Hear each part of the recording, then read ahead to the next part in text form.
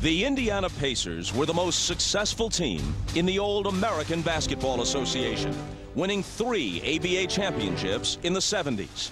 But in 22 NBA seasons, the Pacers have never gone beyond the conference finals. In fact, no former ABA team has.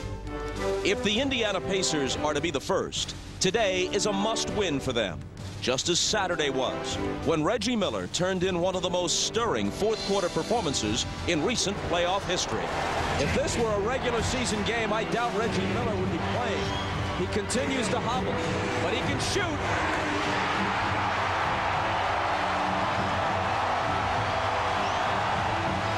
It's Reggie, and it's Indiana by 8. Miller for 3.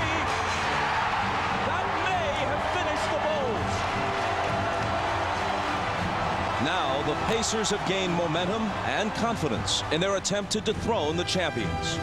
A Memorial Day win would even the series at 2 and give the Indiana Pacers a chance to make some NBA history for themselves. Game 4, next.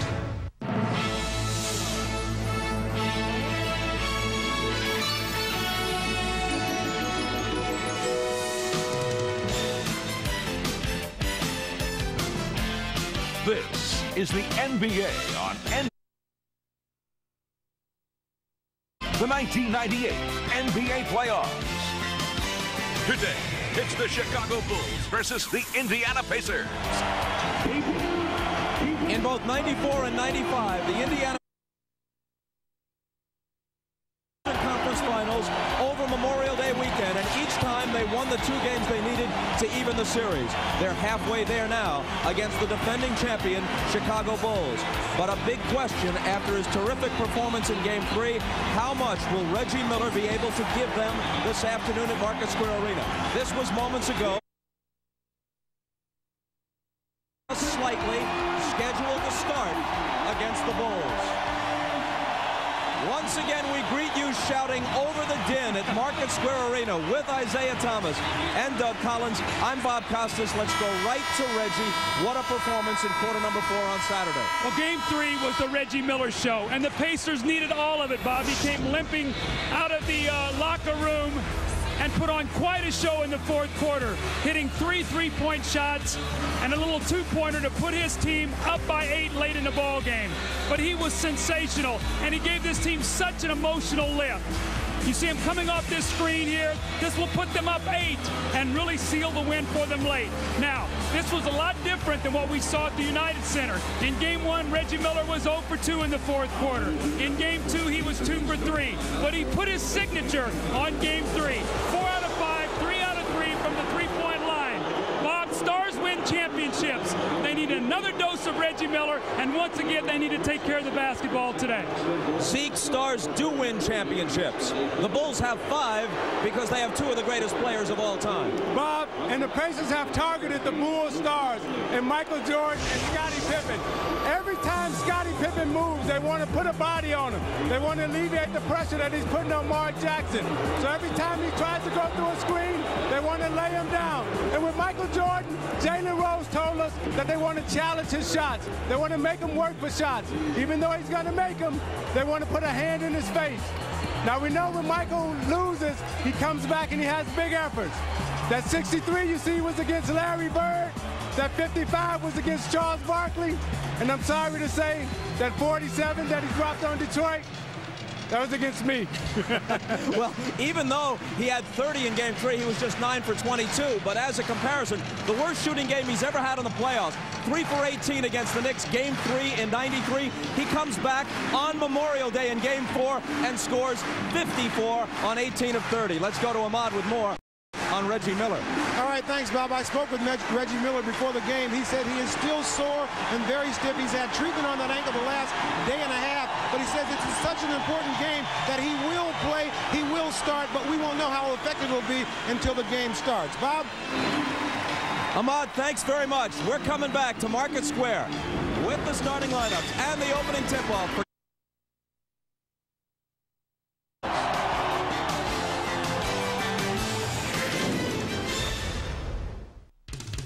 The NBA on NBC. Whenever you feel good, it's Miller time. By Ford F-Series, the best-selling trucks are built Ford tough. And by the irresistible taste that makes you say, did somebody say McDonald's? Race weekend and playoff weekend in Indianapolis. The Bulls starting lineup for Game 4.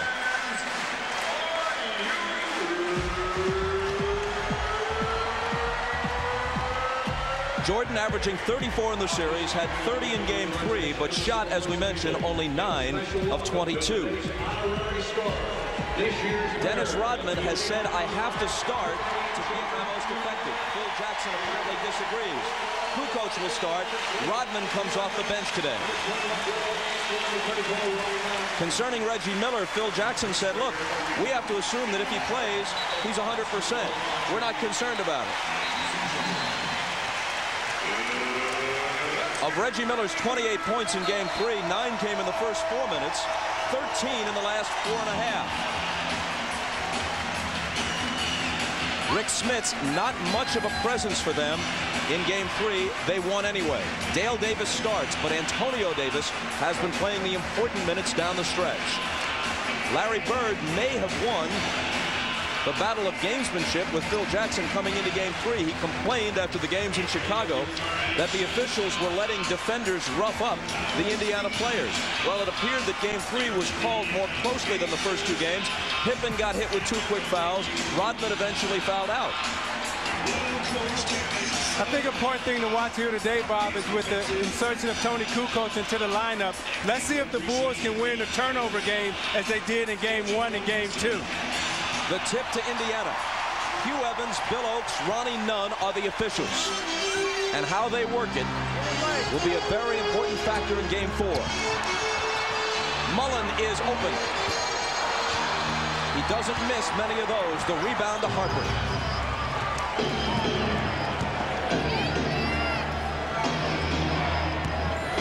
Kukoc on the run. You can see what that matchup does. Quickness goes to Tony Kukoc. Now on the other end, they'll try to pound the ball inside to Dale Davis. Remember in Game 1 with Kukoc on him, he had a big first quarter with 8 points. Harper up on Miller. Jackson open for 3.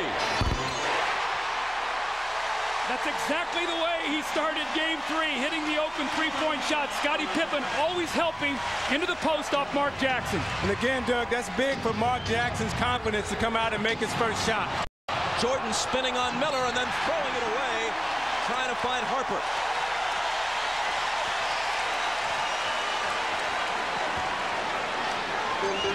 Miller is guarding Jordan when the Bulls have the ball, and we're watching to see what, if any, effects of the ankle injury are apparent.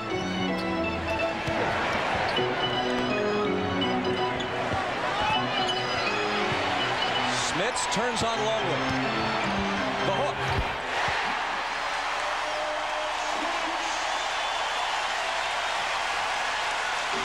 Excellent patience that time by Rick Smits. The guy sunk back into his lap. He took his time, put it on the floor.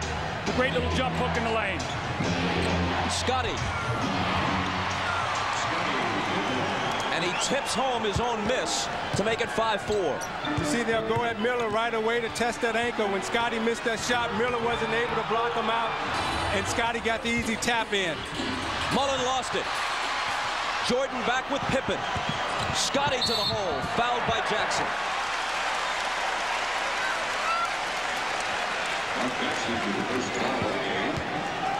Now, I sprained my ankle in the playoff game. Now, the toughest thing for Reggie Miller is going to be backpedaling right there. You see, he has to change direction. It's going to be tough for him to defend, change directions, and pivot off that ankle. He'll have it loose the first half, but let's watch him the second half as he comes back out, because that's when that ankle will have a tendency to blow up and get tighter. Pippen, who was only 3 of 7 at the line in Game 3, misses his first one. Your performance, Zeke, on the bad ankle in '88 against the Lakers in the finals is one of the most courageous in NBA history. Kukoc with the rebound.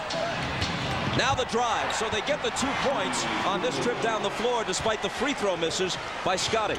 Those multiple shots, that's what absolutely killed Indiana in games 1 and 2. Davis. Smits the follow. See, Chicago has gone back to its speed lineup. And right now what Indiana must do is make sure they get field goal attempts, because even if they miss the shot, they have an advantage on the board. Pippen thought a Pacer touched it last. Hugh Evans didn't agree. See, Tony Kukoc up the floor helping on Mark Jackson. They got to go in the post to Davis. Davis takes the lob from Jackson and heeds Coach Collins' advice immediately. See, when your man helps off of you, Bob, what you got to do is run straight to the front of the rim. If they're going to double out on the floor, you're playing 4-on-3.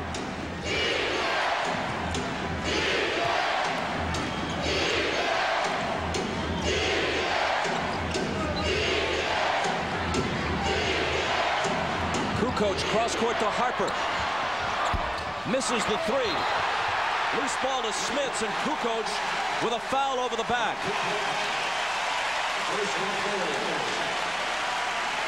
Mark Jackson drives the ball out of the double team. See, Tony Kukoc cannot get back.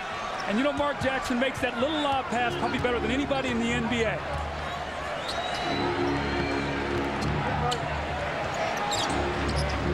Mullen faking on Jordan. Jackson behind the back to Smits. Reggie out of the corner. Tough shot, air. Pippen dishes to Michael. Michael's first basket. 9-8 Pacers. Transition defense. Reggie could not get back out of that corner. The Bulls had numbers and took advantage. Smits throws it away right to us.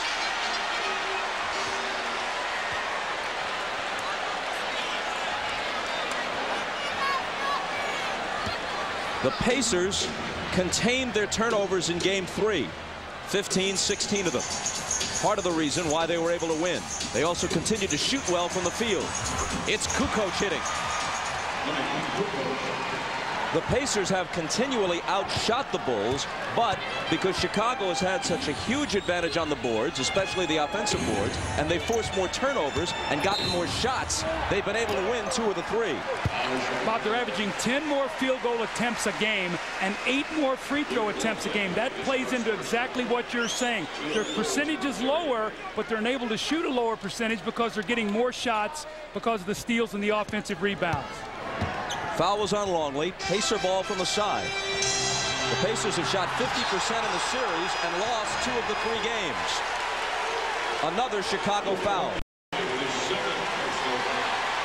Longley again, his second. This is nothing new for him. Early foul difficulties.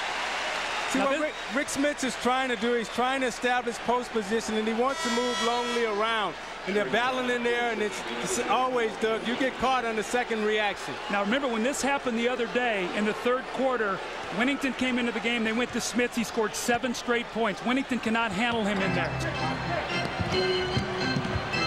Miller. Smits.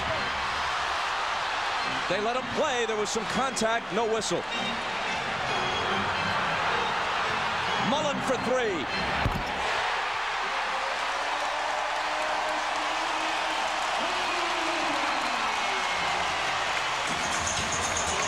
Michael over Miller.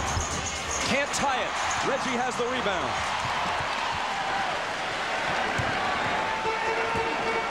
See, with this matchup with Dale Davis and Tony Kukoc, I think they should put Antonio Davis in and let him pound Kukoc, because I think he matches up better. Smits hits the hook, and the Pacers lead at 14-10. That's the matchup. Bob, the NBA game is a game of matchups. If you see one you like, you've got to go to it and take advantage of it. Winnington in for Longley, driving and hammered by Dale Davis. Mullen with a 3, Smits with a hook in the lane, and the Pacers with a 14-10 lead. Now, Mullen has been shooting the ball extremely well. The only problem is Jordan has been so close to him. That time he got some free air, and he was able to get the shot off. You see Smits being guarded by Winnington and puts it on the floor and goes right to the middle for his little easy hook.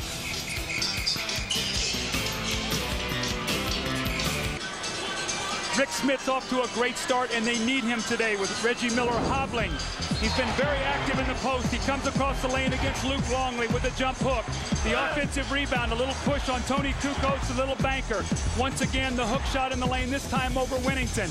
You see his numbers in the series, not enough shot attempts, especially in Game 3. Only 6 shots in 28 minutes. Today, he's taken 4 already in the first 5.5 minutes of the game. Meanwhile, Reggie Miller is 0 for 2. Too early to say if that indicates a trend, but if he doesn't give them what they usually get from him in a playoff game, 20+, obviously Smits has to have a big game. And you know, Bob, Reggie Miller is such a factor that he could go stand in a parking lot and someone will go with him. So you're not going to give him any distance. So he's the kind of guy that you have to honor, even if he's not 100%, which in many instances frees it up for a lot of other people. And Doug Smith started out slow in that New York series. His first game, he was 3 for 19. And in the last 4, he was 33 of 58, shooting 57% from the field. Jordan going for the steal. Dale Davis recovers it. Rodman is in now for Kukoc. Tony shot 3 for 3 while he was in there. Jackson on the drive, off-balance shot, doesn't get the roll.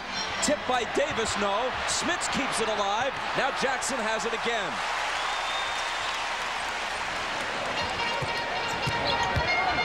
Mullen tries the scoop in between 2 defenders. Another try and a third. But still there's a lid on the basket. Rodman wrests it away and may get a technical here. He slams the ball to the floor, and they don't tee him up. Dennis Rodman will have part 2 of his interview with you, Bob, on our halftime feature, so we want to make sure everybody stays around. You did a terrific job with that. I think a real candid talking there by Dennis Rodman. Let's go to Ahmad. All right, thanks, Bob. Dennis Rodman, who normally when he doesn't start, keeps himself warm by riding an exercise bike or walking on a treadmill. He doesn't have either one of those here. He's been very stiff sitting on the bench. I asked him, would that layoff hurt him? He said, obvious it will, because I'm the same age as you are. He's actually a little younger than I am, Bob. Jordan's shot is shoved back in his face. Here's Jackson. Rick Smits wants the ball. Give him the basketball. He's just got a big block. He scored. Throw him the ball. They do. Rodman is on him, giving away lots of height. Jackson open. Short. And Rodman wrests the rebound away from a teammate. See, they know Winnington cannot handle Rick Smits, so now they put Rodman into guard, and he'll try to use his leverage because he doesn't have the size.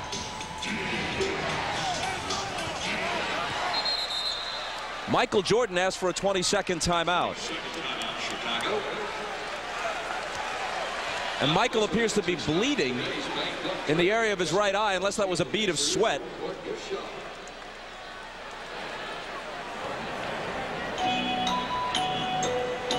The block by Smits, the save by Mullen. See, I think he got caught hit. He got hit right in the eye after the block. You see Smith to come down, and as he extends, I think he gets hit right there.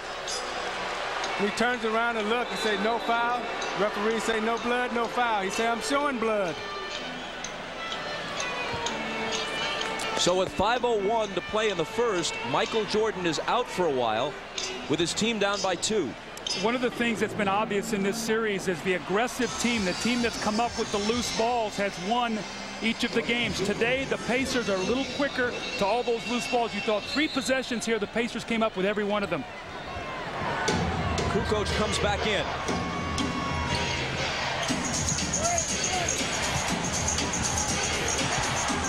To Pippen for the reverse that ties the game. Good look by Kukoc. What a great athletic play, too. Tony got bailed out. He got in the air, no place to go, and Scotty saved him.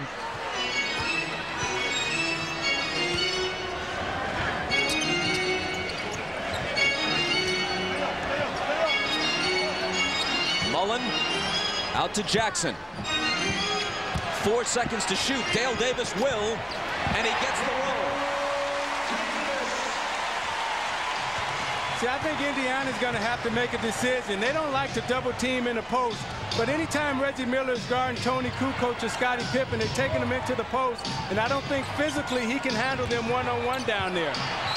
Miller pokes it out of bounds away from Kukoc. You see, Mark Jackson came that time to give him a little help on the spin, but he's not physical and strong enough right now to hold those guys in the post. Well, I think Jalen Rose is going to come in the game to guard him. I think Larry Bird sees the same thing, Isaiah. Does not like the matchup. They do not want to double team because then that messes up their rebounding. So they like to stay at home on their people. That's why you saw the substitution. Jalen Rose has had one good game in each playoff series so far for Indiana. They need a few more if they're to somehow get by Chicago. Hold on, Mullen fouls Pippen. Reggie Miller goes to the bench without having scored so far. Jordan is in the locker room having a cut in the area of his right eye attended to.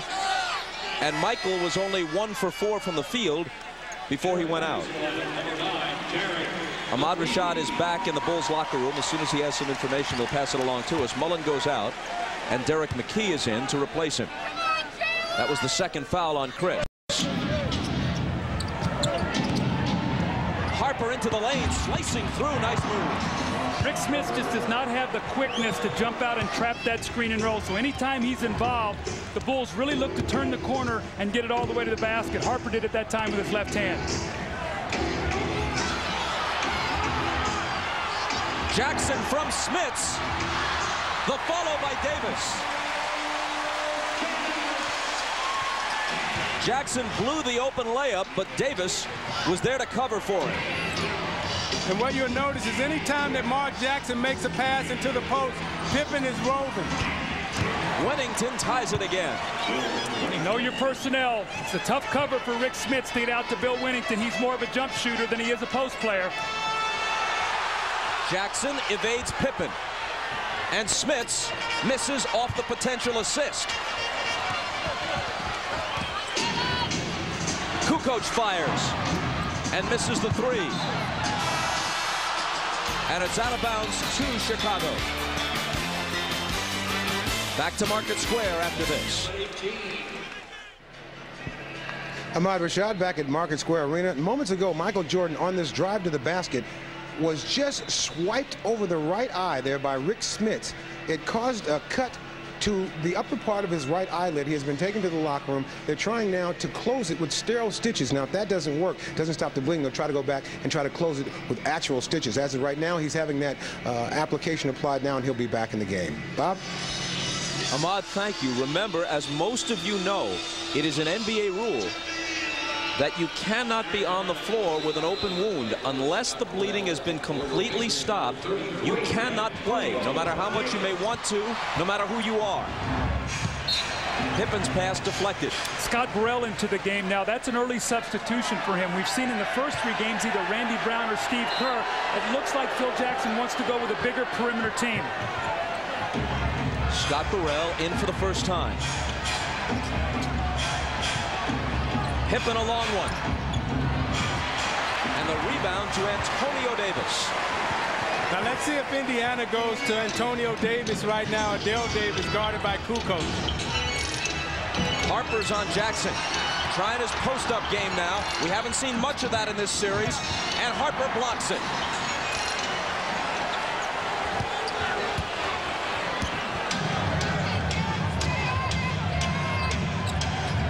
Rodman turns and shoots. Someone got a piece of it. It winds up in Pippen's hands, but he's standing on the end line. What's Dennis thinking?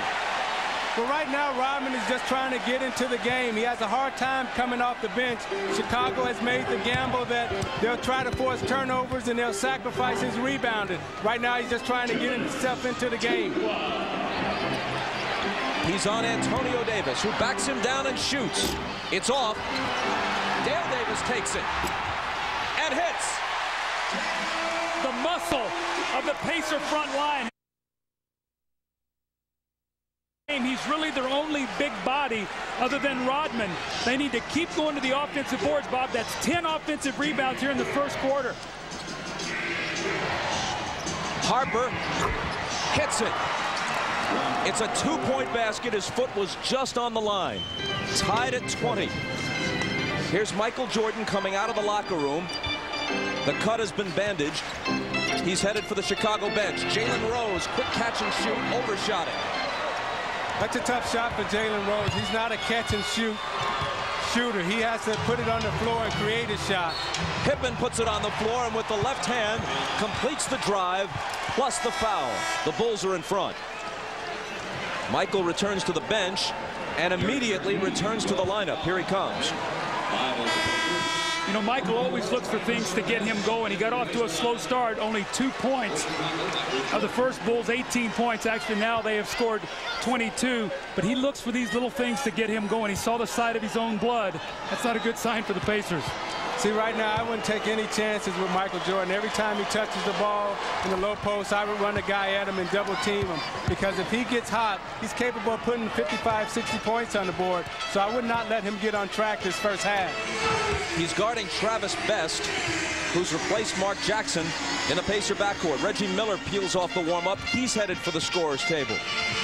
Antonio Davis from McKee.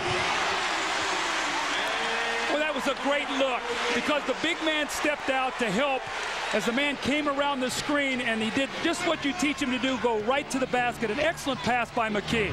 See, what Indiana is doing is what we did a lot in Detroit when we played against Chicago. They're a speed team. So you try to attack them with your body. You got to put your body on them to impede their speed. Rodman with the pass, Burrell with the bucket. The Bulls with a 3-point lead.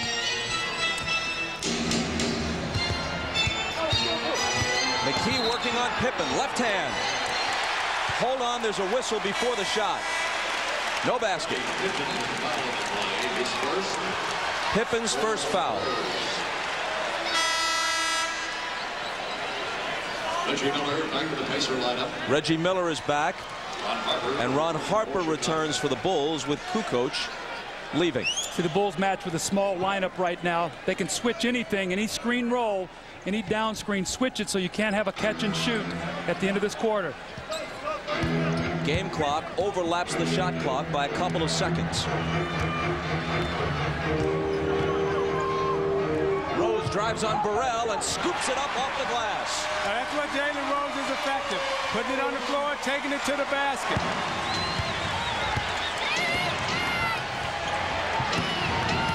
Jordan with 5 seconds. Baseline. Did Rodman touch it? The Pacers think he did. The officials don't. I guess they ruled that was an air ball, not in the cylinder, because Rodman definitely... Yeah. Lift your foot, Dennis. Dennis, lift your foot. Yeah.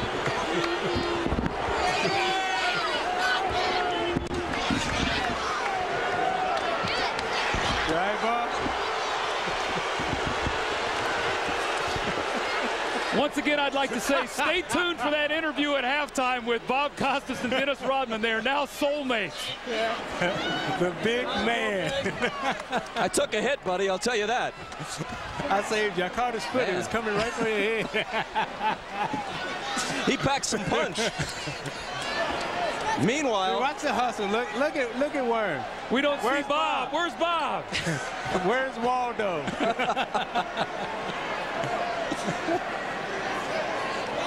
So I guess you know him a little better than now, Humbug. Yeah, we're getting to know each other very well this weekend. Some sort of real bond is developing. He can't stay away from me.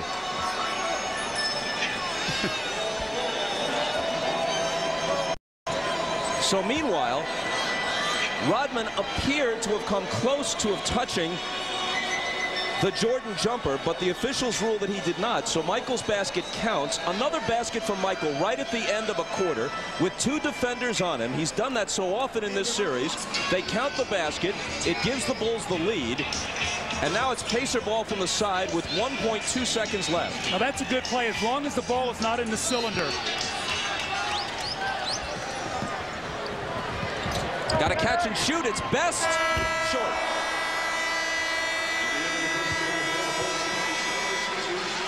After 1. A quarter in which Michael sustained a cut, and I was nearly crushed. The Bulls lead the Pacers by 3. You're watching the NBA on NBC.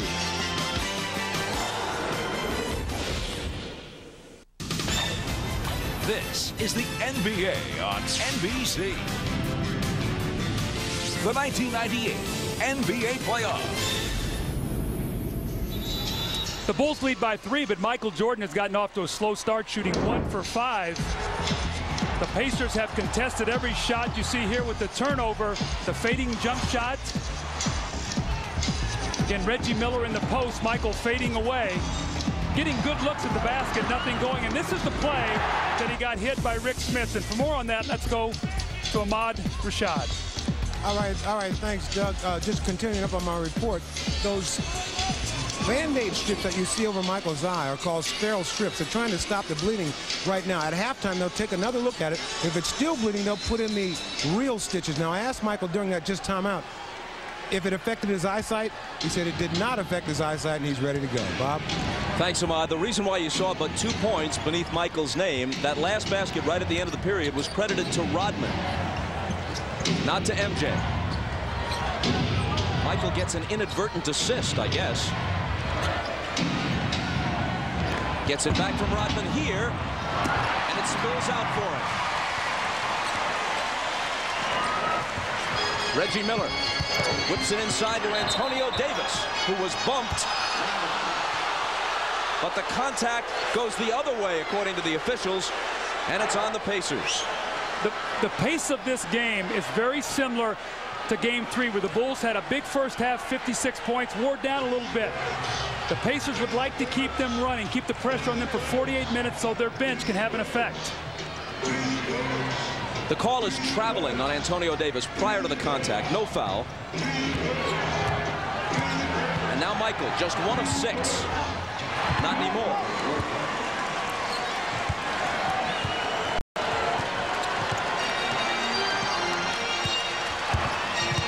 Kerr on best.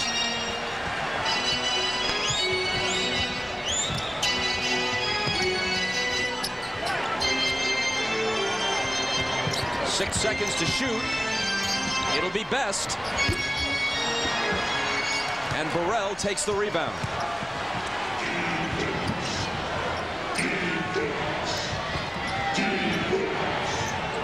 Kerr from Rodman, double teamed on the baseline.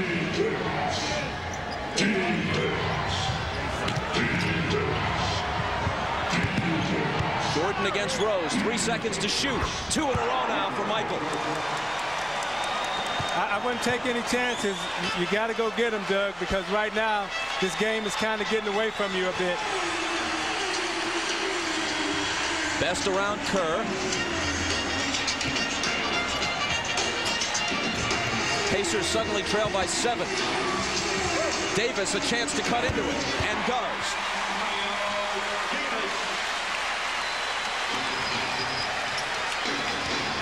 Steve Kerr limping a little bit. Looks like maybe he got kneed in the thigh. We'll have to keep an eye on him. He's wincing and hobbling around out there. Kukoc off to Kerr and gets it back. Fade away. Tony Kukoc with a strong first half.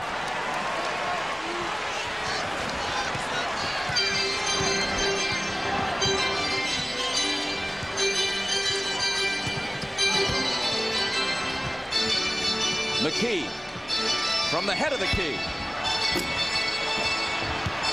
And the loose ball bounces to Jordan.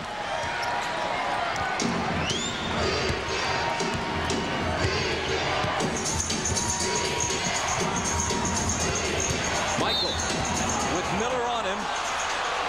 And Bill Oates blows the whistle.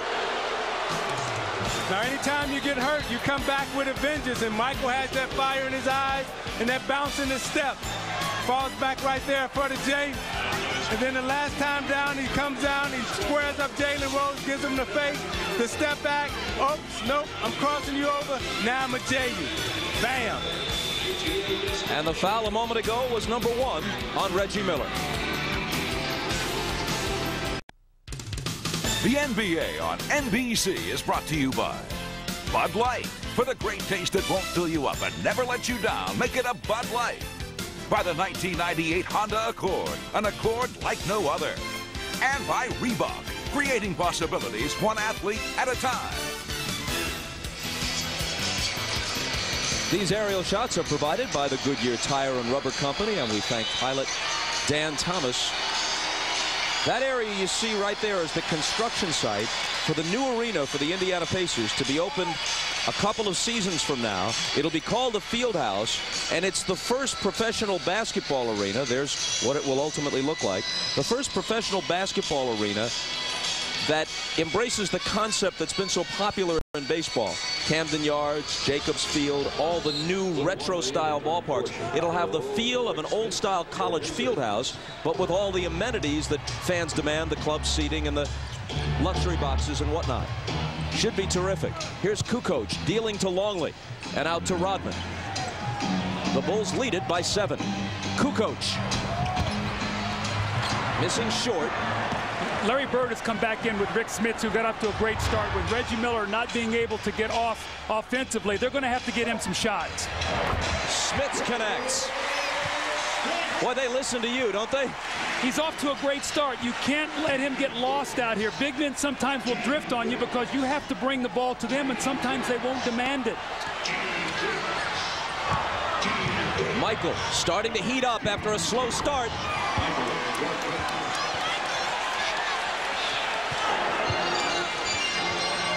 Three straight now for Jordan after missing 5 of his first 6. And play is stopped by a whistle. Now you watch Michael being guarded by McKee. Loves to come to that right hand and pull up in the middle. McKee just a little late getting there. Jordan swishes it right through the net. He gets better by the quarter in this series so far, and right now, what I see in Michael Jordan, and that little bounce and that little hop, I know from experience, he's about ready to go off. Foul on Rodman was his first. Pippen and Harper are back in. Best. And once again, play is stopped. The foul is on Michael, his first. One of the things we talked about was Travis Best's speed and quickness hurt the Bulls the other day. They went with a smaller lineup. Today, they're going with the bigger lineup. They're keeping Pippen on McKee. They're letting Michael guard Best. And they're keeping Ron Harper on Reggie Miller. See, the thing I'm noticing is Reggie Miller, he can only fade like that. That's good enough. Yeah, he's having a hard time curling into the middle. So he's fading on every screen. And Chicago is shooting the gap, trying to go over the top. And that time they got caught. Miller's first hoop is a 3. And the Pacers are within 4. Michael to answer. There it is. I'm telling you, he's real hot. Well, he missed 5 of his first 6 shots, and he's made his last 4 right now. He's in one of those rhythms that great players get into. Reggie, nice feed from Best.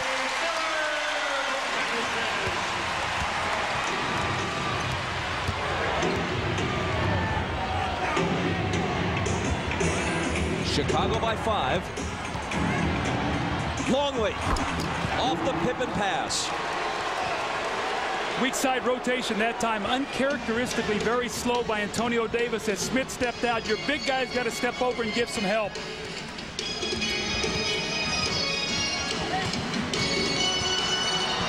Reggie again, a little hook attempt. Comes up way short. He thought he was bumped a bit. Here comes Michael with Best at his mercy. And they call a foul on Michael at 6'6". He had the little guy, Travis Best, just 5'11", as the lone defender back. And he tried to give himself some room with the forearm, and they caught him. Keep your eye on his left arm and his left shoulder. Right there at the elbow, he gets it up. You very rarely see that called against Michael Jordan. Billy Oates with the emphatic call, but Travis Best giving him space. Watch the left arm. Right there, he gets it up. And you're watching the NBA on NBC. Now, Reggie Miller is playing with a severe sprained ankle, so therefore he's only able to operate on really one side of the court. You watch him come down here on the right side. This is not slow-mo. That's just how slow he's moving. He curls it to the lane, gets the left-hand layup. But you see as he comes to the right side of the court, watch as he labors trying to curl. Gets caught up here, can't really get his balance. As he goes in for the hook shot, can't really push off that ankle. So watch Reggie Miller working at one side of the court, and when he gets to the right side, he'll fade probably to the corner for a J. With the Pacers down by 7, Best brings it across. Fires the jumper and hits it. Got a little screen to lose Jordan for just an instant.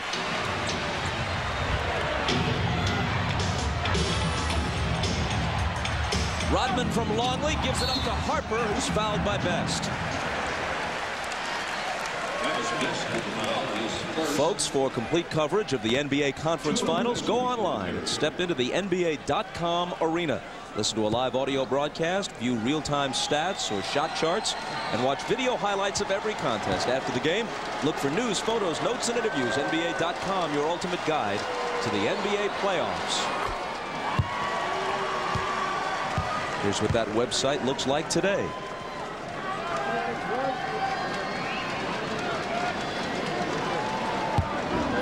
Now, Rick Smits has been a very important part of this team today offensively.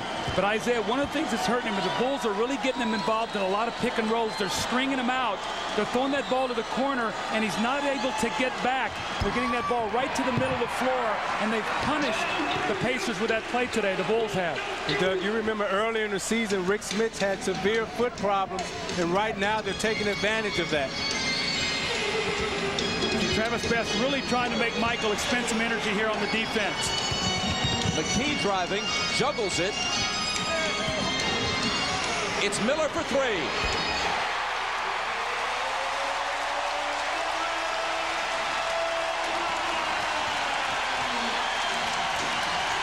And the Pacers are within three. Pippen fouled as he slices through the lane. Once again, you talk about Reggie Miller, the threat of him shooting the basketball. Watch him moving around. Ron Harper loses him for just a split second, and he nails it. And when Ron Harper runs down the floor, he looks at himself and he goes, I know I can't leave him. I've got to stay with him. And Doug, the thought process that goes through your mind when you have an injury, it eliminates all your other options. So you're not catching the ball to see if you can drive. You're only catching it to shoot. Here's Ahmad. And Doug, on that same note, Ron Harper looked right over at Scottie Pippen and said, my fault, knowing he should never leave Reggie alone. Bob? After the miss, Pippen has it back, takes a leaning jumper as he's fouled.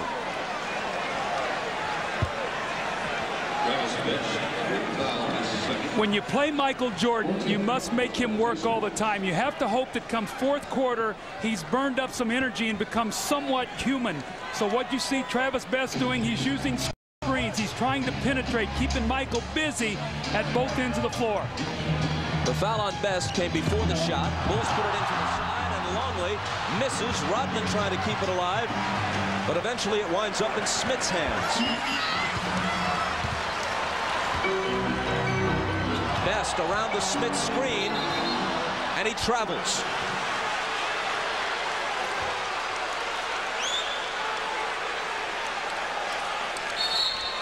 You know, Jalen Rose told us yesterday that they wanted to make Jordan work. Now, you watch as he gets a hand in, make Travis Best bobble the ball, but what amazed me, he was quick enough to get back into the passing lane.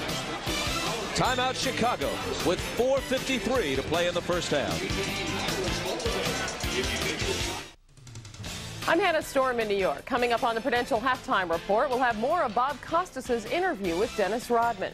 He's the NBA's best rebounder, and he knows his value to the Bulls. There must be something to this world, this community, this organization, the NBA, that I must be doing something really good for me to be still here and for people to like me and people to tolerate what I do. Without that, you wouldn't have any entertainment in the NBA. And as you saw earlier in the half, Dennis and Bob have gotten together more than once this weekend. We understand that Bob asked for a 20-second timeout, but it wasn't granted. He rebounded well. Let's go back to Indianapolis. But perhaps not quite as well as Dennis, Hannah. I'll tell you one thing. The studio is safer. Peter Vesey never roughed me up that way. Although he may have wanted to many times, he never did it. I can't respond. I can only laugh.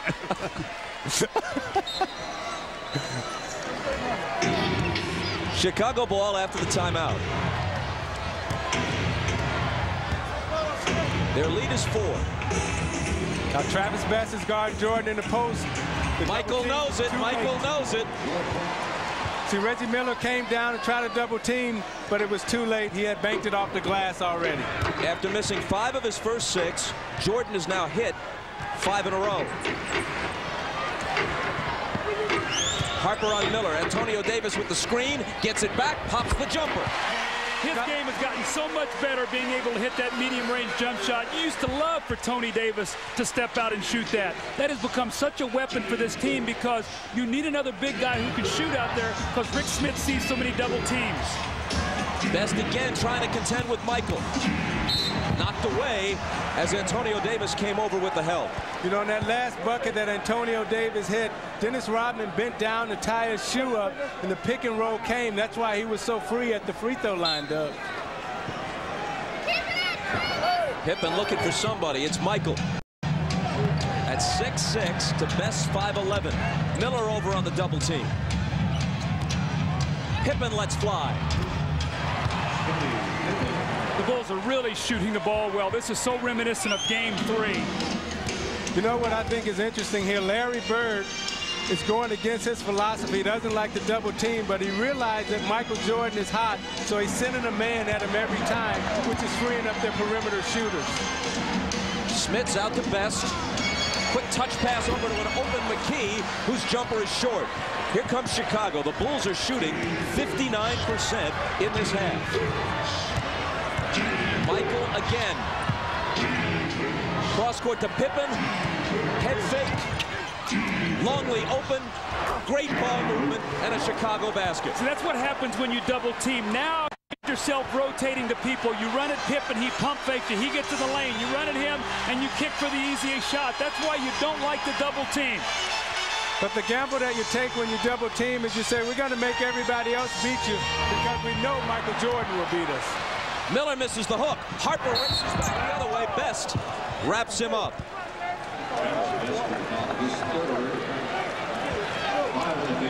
Now you watch Jordan being guarded by Travis Best. Immediately he'll take him down to the post. He gets him there, turns away from the double team, banks it right off the glass. Now Indiana going against their philosophy, double teams Jordan. They swing it around. Pippen catches Davis coming, steps back, and drills the J. And then coming out again. You see Ron Harper here at the free throw line. Now you watch the good ball movement by Chicago. Jordan reads the double team. They swing. They kick. Look at Longley draw. Smith to the middle. Sitting there wide open for the J. That's why Chicago is so good, because of their spacing, but the willingness of Michael Jordan to give up the basketball and accept the double team.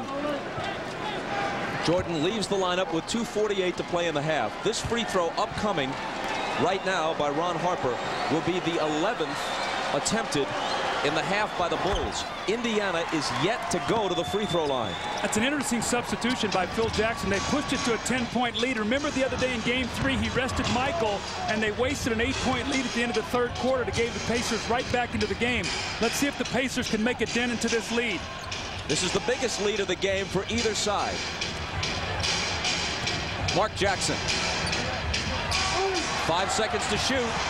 Smits loses it. And they do not beat the shot clock.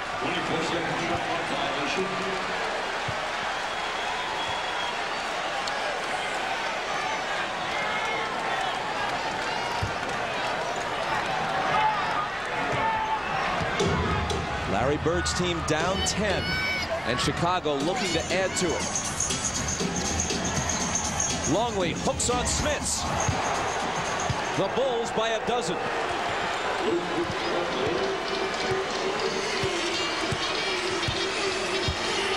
Chicago well aware that Utah has swept Los Angeles. Jackson's pass finds Smits, who is bumped and fouled, and he'll become the first Pacer to go to the free throw line. And if in fact the Bulls wind up in a finals rematch with Utah, they'd like to get there as soon as possible because the Jazz will have home court advantage anyway, and right now they're resting up and waiting. So the longer this goes for a veteran team like Chicago, the worse it is for them, at least in theory, against Utah. That's why winning today and giving themselves a chance to wrap it up Wednesday night at home on NBC, beginning at 9 Eastern, 8 Central, is so important.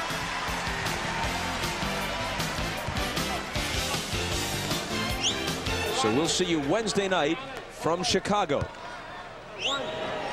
Michael Jordan back into the game, so Phil really gave him a 2-possession rest, realizing the importance now. They've got the Pacers on the ropes. They're down by 11 with Smith shooting this free throw to try to make it 10, which he does.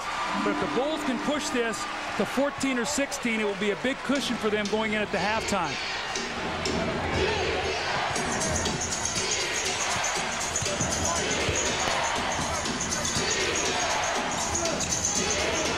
Rodman snap pass to Michael, who finally misses one, interrupting a long hot streak.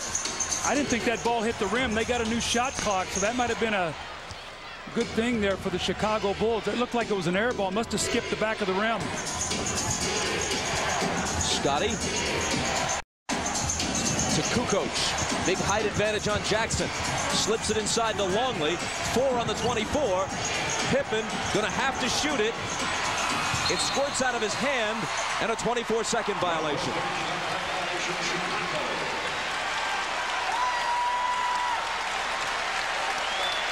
The turnovers are even, 5 apiece. Scottie Pippen went to Tony Kukoc. He said, take your time. You've got a mismatch. Back him down. Don't be so impatient. And see, with Pippen, Kukoc, and Jordan in the lineup, you're always going to have a mismatch, and Chicago just have to be patient enough to find which one. McKee on the drive, and the floater is good, plus there's a foul. Bob, I can't tell you how big this last minute and a half could be for Indiana. The Bulls had pushed it to a 12-point lead. McKee here with the great drive on the baseline.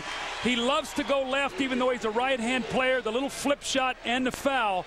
Now he has a chance to cut it to 7. If they can get a couple defensive stops and they can go in maybe down 5 or 7, that would be in pretty good position based on how well the Bulls have shot in this first half. The foul on Longley was his 3rd. 3-point play.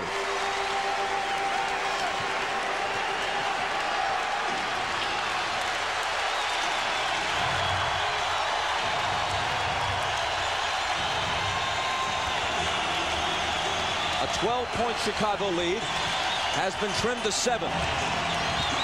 Michael over McKee, and it's back to 9. You see, Jordan loves to drive right and pull up right for that J. McKee got him. He gave him a little hesitation, went for it again, and then came back and hit the J, going right. Jordan has 15.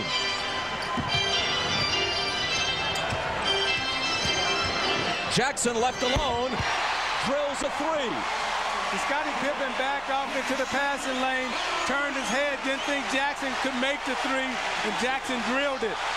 Now Michael Jordan will take the ball up the top against McKee. Let's see if they run at him and get it out of his hands. Michael has punished McKee at the end of quarters in all 3 games. He just waved Kukoc out of the corner because he wants that side clear. Here it is. Overshot it, air ball. And there's the horn. Michael had 13 of his 15 first-half points in the second quarter. The team that has led at the half has lost all 3 games so far in this series. Stay tuned for the Prudential Halftime Report. After these messages, you're watching the NBA on NBC. The Chicago Bulls. Michael Jordan and company continue their quest for title number 6. The Indiana Pacers. Larry Bird's team wants to dethrone the reigning NBA champions. It's the pivotal Game 5. The conference finals go prime time. Wednesday night at 9 Eastern, 6 Pacific on NBC. This is the Prudential Halftime Report, brought to you by Prudential. bringing strength and stability to America's families through insurance, healthcare, real estate, and financial services. It's halftime of Game 4 with the Bulls leading the Pacers 54-48. Michael Jordan, despite that cut above his eye, leading all scorers with 15 points. Rick Smits has 10 points to lead the Pacers. Reggie Miller, playing on the bum ankle, has 8 points for Indiana. Hi, everybody. Hannah Storm along with John Sally, Peter Bessie, and Matt Gukas. And we're going to talk about the first half between these two teams just a little bit later on. But first, more of Bob Costas' conversation with Dennis Rodman.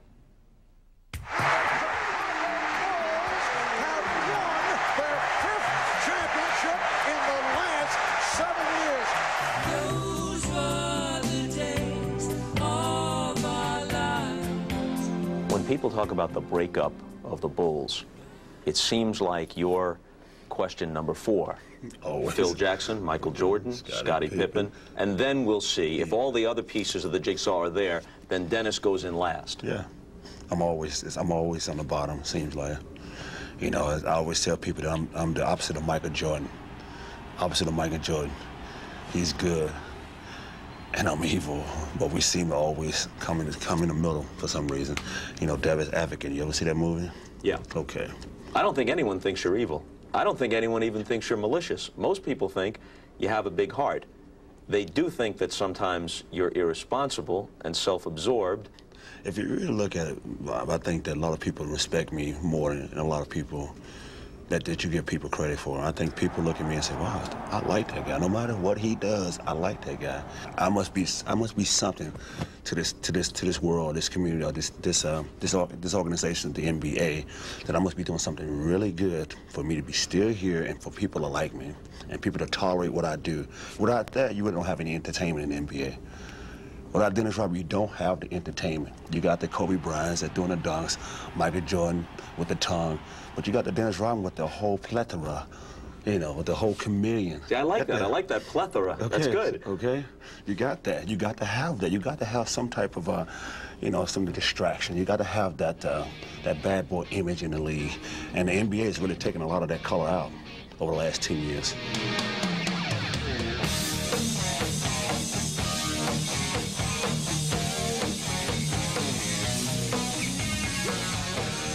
Are there some times when you just get starved for attention?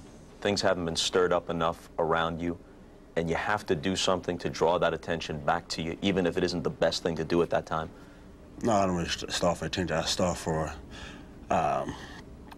pleasure, as far as I have to go and have to get some excitement somewhere because I'm bored. You know, this game can take you to so far in a level where I've been there. Okay, now let's go to floor number 6. Let's see what's got in store for me. Okay, that's me. I believe that's hardwares and ladies' lingerie. I don't know about all that. Pippen on the move. Rodman follows in emphatic fashion. Say what you want about what happens off the court. His game can be captivating. See, I think there's a lot of people who love your game, myself included, not just respecting it in terms of its skill, but just enjoy watching you play because you play differently from anybody else, and who don't mind you playing the court jester, and who like the fact that a guy can be different. But there are times when you step over the line and then try to justify those things as just being Dennis, when in fact it's just misbehavior. I don't think it's misbehavior. I mean, I don't think it's anything that anybody else do in this league. Anything, but I'm just watched differently and closely by the NBA. They think that I am trying to show them up. I mean, how can one guy bring this pyramid, this kingdom, Caesar, David Stern, down from his throne? How can you do that? Ain't no way in hell. He's got all his Romans right there trying to spear me in the back, you know, as much as he can, and say, okay, great, you do it again, we're going to feed you to the lions. And those lions are those 3 damn referees with the striped shirts with the whistle in their mouth. Okay, so that's basically what it is. Other than mixing the lions with the zebras, that was an excellent metaphor. Okay. Extended out there pretty well. Not as dumb as people think I am. That's okay. So. Dennis Rodman actually playing a pretty smart game here in the first half. He stayed out of foul trouble, only 1 foul. He's played 19 minutes, has 2 rebounds, actually 9 rebounds, 2 points, and one rather impressive takedown. When we return, we will talk about the first half in Indiana between the Bulls and Pacers. But first, a message from Prudential and a word from the NBA.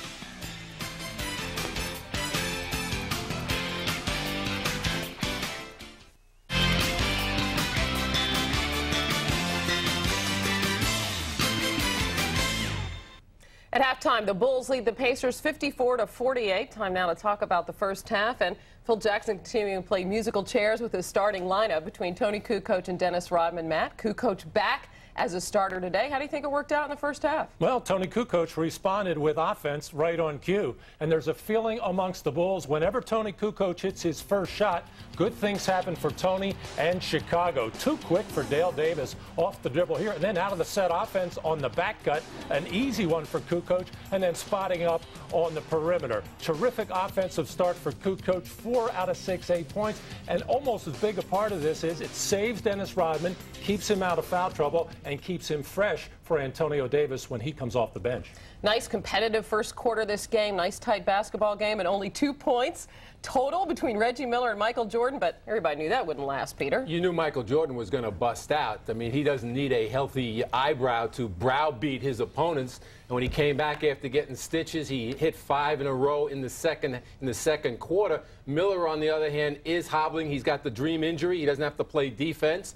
But I know that is low, Marina's going to kill me. But you know, his team really needs him because they feed off his offense. The front line of the Pacers can only compensate for so long for his lack of offense. They've got 2 chances to stay in this game in this series, Hannah. He needs a miracle recovery during halftime, and they've got to get more Bulls in foul trouble than just Luke Longley so they can wear them down with numbers. Well, speaking of Luke Longley, a critical matchup there with Rick Smits, and we said he would have to step up if Reggie Miller wasn't 100% today. What about the center matchup in the first half? Well, these big guys have been involved. They're banging one another around. They're coming in. They're trying to establish where they're going to be in the post, not letting one get each positioning. Luke gets the foul right here, but Smith has played better so far. He only has 1 foul. He has 5 rebounds and 10 points, so he has a lot more leeway in the second half. You know, 5 more fouls you can use on Dennis, Michael, a couple more people. Well, I'll tell you what, maybe they should start doing it, clamping down defensively. The Chicago Bulls shooting a blistering 59% in the first half of this game. Meanwhile, in tennis news, the French Open started today in Paris, and among those winning their first-round matches were the top seeds Pete Sampras and Martina Hingis. 8th-seeded American Venus Williams also won her opening match. There were several upsets on the men's side, including number 5 Greg Rusedski and number 7 Jonas Bjorkman. Our coverage from Roland Garros gets underway on Saturday at 3 o'clock Eastern and Pacific. And in baseball today, Mark McGwire did it again. The St. Louis Cardinals slugger homered against Colorado, his 25th of the season, setting a major league record for most home runs before June 1st. The old record of 24 was set last year by Seattle's Ken Griffey Jr. McGwire has been on a tear lately, hitting 9 homers in his last 7 games. Meanwhile, the Bulls lead the Pacers by 6. We'll send you back to Indiana for the second half after these messages from your local station. This has been the Prudential Halftime Report, brought to you by Prudential, bringing strength and stability to America's families through insurance, healthcare, real estate, and financial services.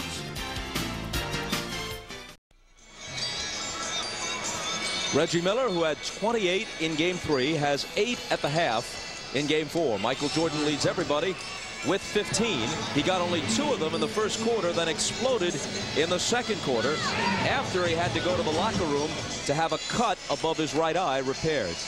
With Doug Collins and Isaiah Thomas, Bob Costas back for the second half of Game 4 at Market Square Arena. And quickly, let's take a look at the Miller Lite halftime stats. Bob, this game taking on so much of the complexion of Game 3. The Bulls had a huge first half in Game 3 where they led by 4 at the half. Today it's by 6. They shot 53% in Game 3, only 39%. Today they shoot almost 60%. Indiana did an excellent job on the offensive rebounding. First quarter they had 10, but when Rodman came in the game, they got none. And only 5 turnovers, 1 steal by the Chicago Bulls. That's another thing for us to watch. And when you look at the Pacers, Rick Smits has stepped up strong the first half. He's shooting 4 of 7 from the field. Reggie Miller is starting to get involved. But I think they're going to have to get a little bit more scoring from their point guard. When you go to Chicago, on the other hand, Michael Jordan started out slow. Once he got the eye injury, really came back. You see him with the 15 points, and Scottie Pippen is also stepping up. Look at his shot chart before the injury. 1 for 4 from the field. And then when he came back after that, oh my, he was 6 for 10. Michael Jordan is hot, but in 19 minutes, he hasn't had a free throw attempt. So Chicago by half a dozen at the half. And the third quarter comes up after this. Ahmad Rashad back at Market Square Winter. Now, Larry Bird has always been a man of few words, and he was at halftime, telling his team that they're in excellent position, only down by 6 points. The only thing he told them was to be more aggressive. Now, Phil Jackson told his team more movement without the ball. The Pacers are getting them packed inside and not enough spacing to run their offense. He also told them on the defensive end to cut down the penetration of the Indiana Pacers. And as far as Michael Jordan is concerned, he is still just wearing that tape, no stitches, and he's fine. Bob?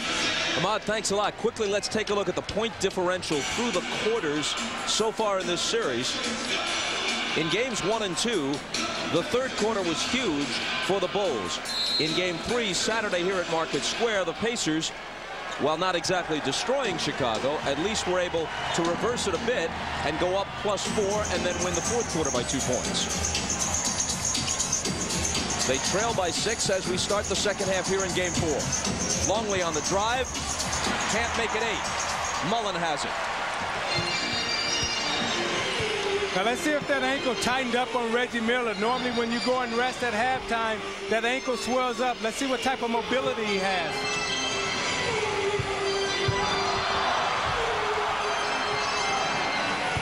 Smits, jumper over Longley, no. Rebound Rodman. Bulls thinking defense here, starting Rodman, who picks up his 10th rebound to start the half. Pippen to the hoop. Knocked away by Smits. So you watch Reggie in transition here. He's slowly limping, trying to get back. It's tough for him to push and get off that ankle. And he's guarding Michael Jordan right now, and Jordan will look to test him quickly. Longley, catch and shoot. That's a well-executed play. Rick Smits had to give help on the screen by Michael. Longley read it, just faded right back to the corner. Mullen for 3. Way off. Rodman deals the outlet to Pippen. Michael is open. Good start to the third quarter for Chicago. Bird's going to need a 20-second timeout. The Bulls are coming out. They've got their defensive team on the floor. Hit 2 quick jump shots. Will push this lead back up to 10, and Larry Bird doesn't like it.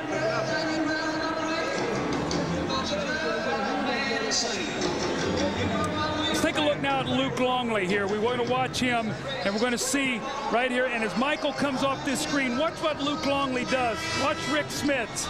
He's going to have to think about Michael Jordan. He turns his head. Longley works right against his vision with the open jump shot. And then Michael Jordan, the last time down again, Reggie Miller having a very difficult time getting down the floor. They're cross-matched. Mark Jackson does not get there soon enough. Michael continues his hot shooting. The Bulls up by 10. Jackson around Pippen. He often took it right at Scottie in game 3. Smits has position. Longley gets wrong that time. He went on the baseline side. The pass was right to the middle, which led Smits right to the dunk. Reggie on Michael.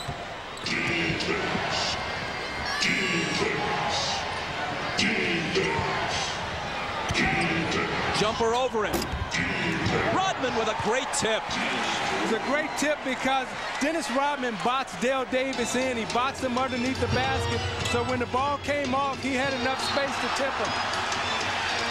And Pippen is hit with the block. That's 3 on Scottie. What I see on this play is an animated Dennis Rodman. The Rodman that we know with energy, playing a little bit on that edge.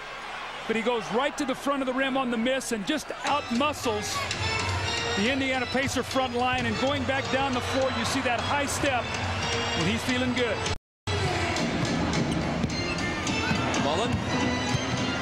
Michael takes him on a switch and fouls it.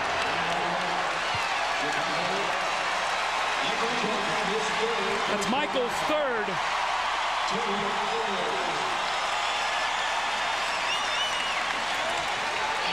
So even though it's his third foul, I don't think you can run the risk of taking the ball out of Rick Smith's hands because he's shooting it so well right now.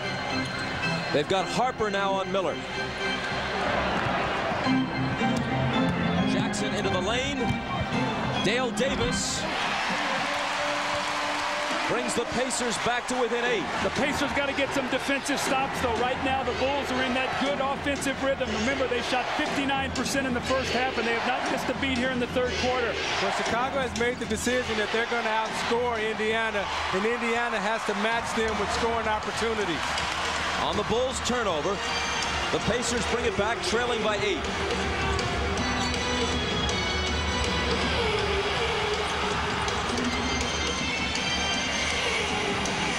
Smits draws a double team. Jackson penetrates, kicks it back out to Rick for the baseline J. See, Bob, what you're getting there is Mark Jackson is throwing the ball in the post. Pippen is helping on the kick out. As Scotty's going to him, he's driving the ball to the basket and getting some dribble penetration. Longley misses with the left hand, and Mullen has board position on Rodman. Jackson pushes it back the other way. Inside, Davis is all alone.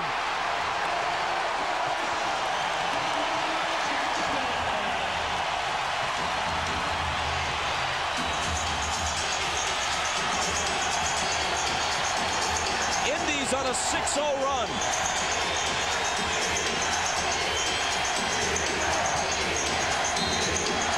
And Mullen bumps Jordan to pick up the foul. Rick Smith really working hard in the post. You see Pippen going back. As he attacks, Mark Jackson penetrates. Look, Smith slides out to the open area where Mark Jackson can find him. Those are the little medium-range jump shots that Rick Smith has lived off this season. Smith has 14 on 6 of 8. The foul on Mullen was his third. Michael through everybody, but can't finish it. Mullen kicks it out to Jackson.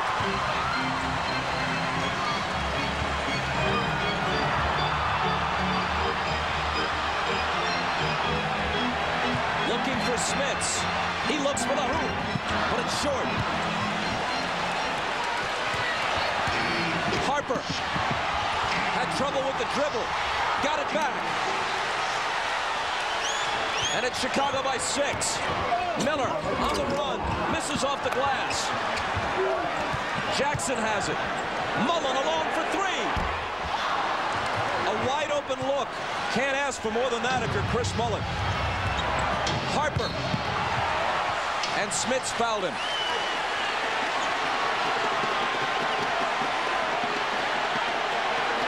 Look at Rodman with the smile on his face, trying to provoke something out of Smits. Well, he knows Smits right now has it going offensively, and one of Rodman's traits is to try to knock you out of the game mentally, try to ruin your concentration. It's important for Smits to keep his concentration. You see he gives the hard foul, which is Indiana's philosophy. No free layups. You're not going to get anything. Harper takes it. Rodman comes over, and right now he's trying to say, hey, let me knock you out of your game a little bit. Let me see if I can get inside your head, make you concentrate about Dennis Rodman, and forget that you have to go down and score baskets.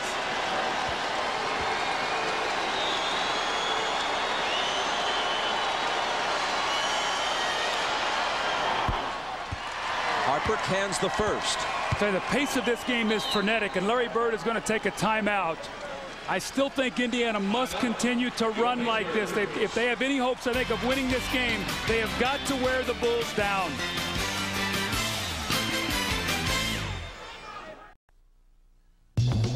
Miller Genuine Draft presents even more basketball.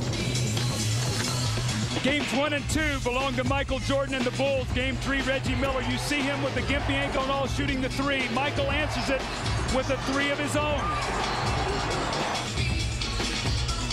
Reggie Miller with the quick curl in the lane and the left-hand layup. And Michael once again the quick pull-up and the fading jump shot on Derek McKee. Now who's winning the battle today?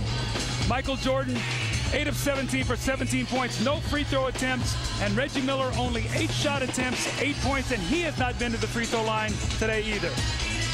In recognition of this look inside the game, Miller Brewing Company will donate $1,000 to the Thurgood Marshall Scholarship Fund.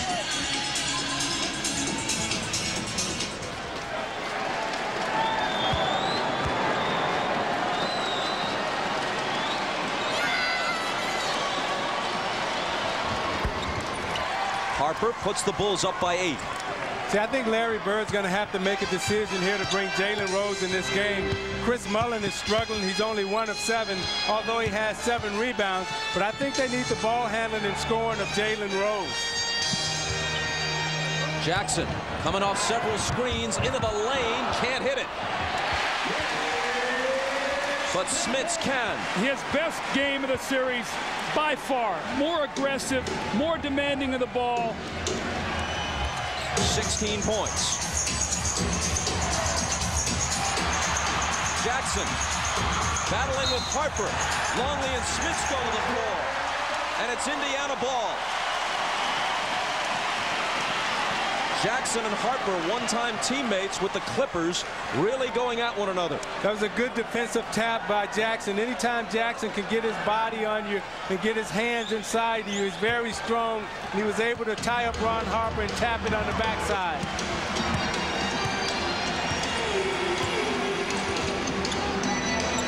Miller. Got it. A 2-point bucket just inside the line. Chicago by 4. That was such a difficult shot. Ron Harper with a hand in the face. Reggie Miller still buried it. See, again, that shot was on the fade. You got to get up on Miller and make him run. Michael slings it out to Harper, who traveled.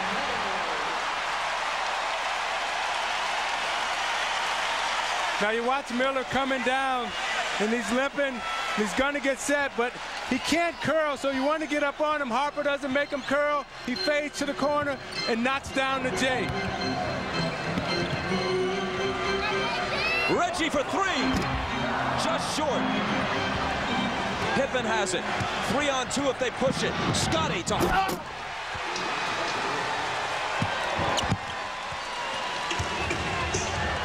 Boy, there's a swing. A 3-pointer that could have cut it to 1. Instead, it ignites a break, and they're down 6.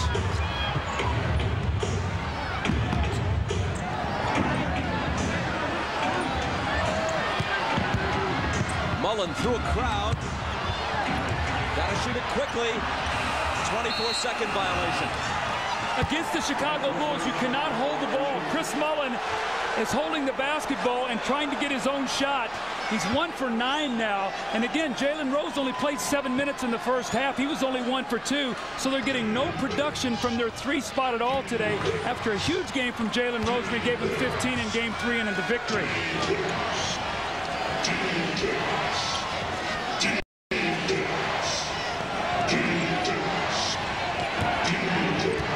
Michael.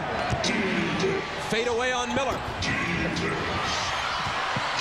Out of bounds in front of the Pacer bench and touched last by the Bulls. Pippen is pointing at Mullin, but the officials didn't see it that way. Now you watch Reggie Miller guarding Jordan in the post. He's trying to keep his hand in Jordan's shot pocket. He won't let him bring the ball down to get to his pocket to bring that shot up because he knows he can't move his feet. Pippen steps in front and picks it off. Jackson is back, but it's a 2-on-1 with Michael. Look out! And Jackson fouls him. Now both Jordan and Jackson knew what was coming on that play. That's why neither one of them responded. Jordan knows that every time that he goes to the basket on a fast break situation like this, they're going to take the hard foul. He accepts the challenge, walks back to the line. And again, Isaiah, the one thing you don't want to do is let Michael Jordan get one of those monster dunks of his, because those are the great quieters of the crowd, especially on the road. So you take the foul and you make him make 2 free throws. This is his first 2 free throw attempts of the game. For the 10-time scoring champ and 5-time MVP. NBC's must-see Thursday is great this week, beginning with Friends, followed by Just Shoot Me, Seinfeld, Veronica's Closet, and ER. That is must-see TV Thursday. on NBC. Remember now, game 3, Bulls up 8 with about 4 minutes to go in the third quarter. Phil Jackson rested Michael Jordan. The Pacers tied the game. I don't think you'll see that today. A whistle away from the ball. See, Reggie Miller came down 2 plays ago, and he told Hugh Evans, watch Harper holding me, watch him holding me. Ronnie Nunn picks it up on this side. Harper's grabbing. The officials are communicating with each other, and they got the call. It's on Harper. It's his first. Remember late in game 3 when Harper fouled Miller hard and almost sent him sailing into the Indiana bench, and several Pacers stood up. Antonio Davis actually said to Harper, you cross this line and your butt, or words to that effect, is mine. And speaking of Antonio Davis, he and Jalen Rose had huge games in game 3, and neither one of them have played that much today. Dale Davis spinning, and spinning too much, shuffling the feet and traveling.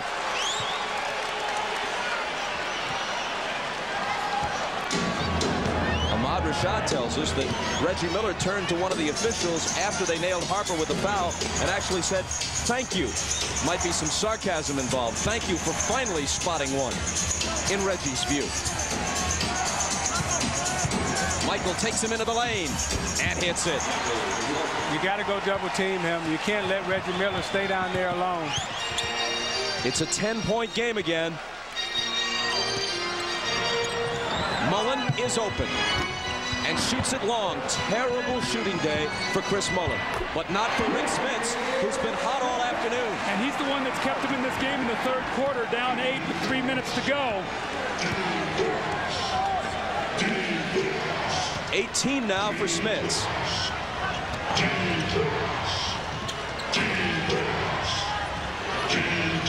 Pippen from Rodman.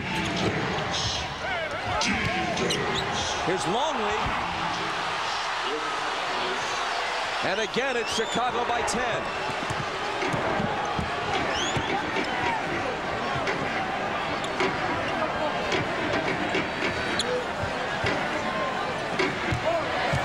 Smits. And Longley fouled him. That was a great adjustment by Rick Smits. He moved Longley up, then came around him, and Longley got the foul. Now you look at the last 2 baskets by Chicago. Jordan using his strength, backing Reggie Miller down. Reggie can't fight him off, doesn't have the leverage because of the ankle. Now you watch Longley, who likes to come left, drives left on Rick Smits, takes the long step around Jackson and hooks it right in the hole. And you're watching the NBA on NBC. The NBA on NBC is brought to you by Miller Lite, who reminds you that a Miller time can be anything you want as long as it feels good. By Chevrolet Trucks, the most dependable, longest-lasting trucks on the road. And by Snickers. Not going anywhere for a while? Grab a Snickers. Hungry? Why wait? The aerial shots of Indianapolis are provided today by the Goodyear Tire and Rubber Company. Our thanks again to pilot Dan Thomas. Here's Ahmad Rashad. All right, thanks, Bob. You haven't seen Steve Kerr playing in the second half, and Doug, you pointed out earlier, late in the second half, he was doing some limping out on the court. I just found out he has a contusion to his left hip, so he's sitting on the bench with ice on it, trying to keep it loose. But as you see, he has not played as of yet, Bob. Ahmad, thanks. They may not need him today, but he has been so important. The play he made late in game 3, even though Chicago came up short, when he flew in for the rebound off a missed Pippen 3, grabbed it in midair in the lane and dished it back out to Michael, who hit a 3, was just a tremendously heady play. The foul which sent Smits to the line was Longley's 4th. Bob, once again, I think you see Phil Jackson's philosophy here. After losing that 8-point lead in game 3, it's a 9-point lead right now as Smits is shooting his second free throw to try to make it 8. Realizing they've worked so hard to get this lead, he does not want to let them close quickly to finish this third quarter.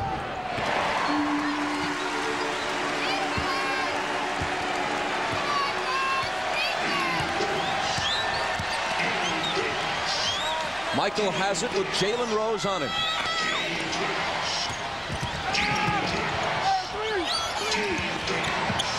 Scott Burrell Michael, 5 on the 24. Rose all over him. Kukoc has it go through his hands. They won't beat the shot clock.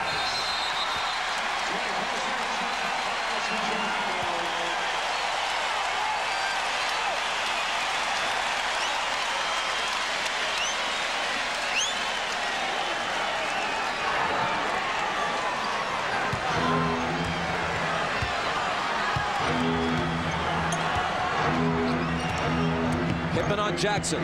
Mark goes by him. Dishes out to Rose. Now you got Kukoc guarding Smits in the low post. Kukoc will try to use his foot speed to front him. Let's see what Smits does. 4 seconds to shoot. Jackson will. Misses it long. It didn't hit the rim. Kukoc has it.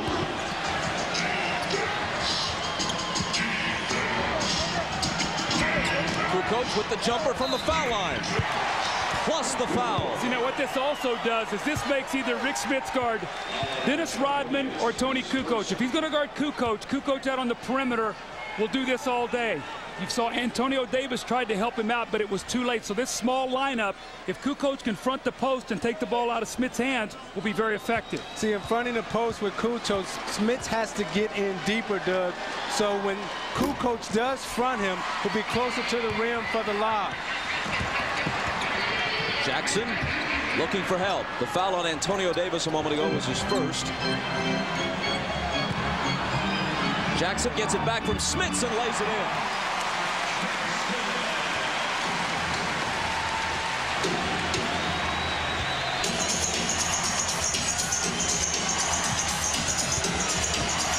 Michael out to Burrell, and now Kukoc. Michael again. Number 23 has 23. See, that's not fair. He drove baseline, pulled 4 guys to him, hung in the air till he found an open guy, then tracked the ball down and got it back and made the shot. And underneath, under all of that, Rodman got hit in the head by an Antonio Davis elbow.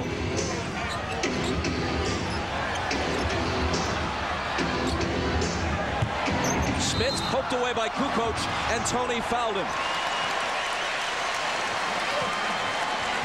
Isaiah, now watch Michael Jordan here. He's going to get hemmed in on the baseline. Look how many Pacers are down there with him. 5 guys in the paint. And he says, "Give me the ball back." And he turns and hits the jump shot. See, what's happened is through his career, he's seen so many double and triple teams. He realizes when he gives the ball up, don't take himself out of the play. Seek the ball back.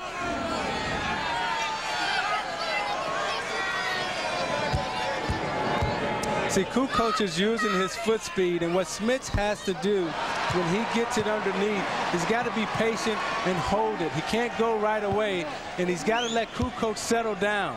Be a little bit more patient in the post like Michael Jordan is or Karl Malone. Whenever you have a smaller guy guarding you, take your time down there.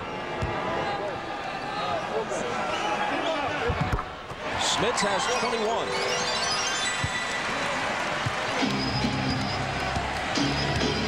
The Bulls led by 6 at the half. They're up by 9 now as the third quarter winds down. Jalen Rose fouled Michael Jordan. That's 1 on Rose, but will send Michael to the line as the Pacers are in the penalty.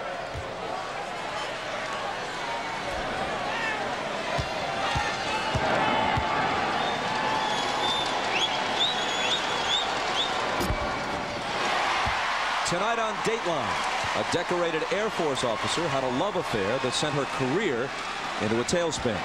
Was she the victim of a double standard? That's tonight on Dateline. I honestly do not know the answer, but I'm sure that Stone Phillips and Jane Pauley do. A 10-point Chicago lead.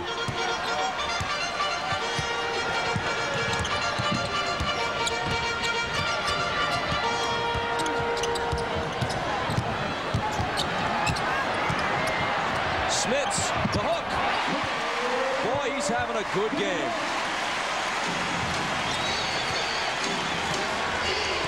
.23 for Rick Smits. This is a big possession right here. If Michael can hit this shot, it'll put him up 10. If the Pacers can hold, it will give them a nice little lift to start the 4th period. Michael fires. in and out. And there's the horn.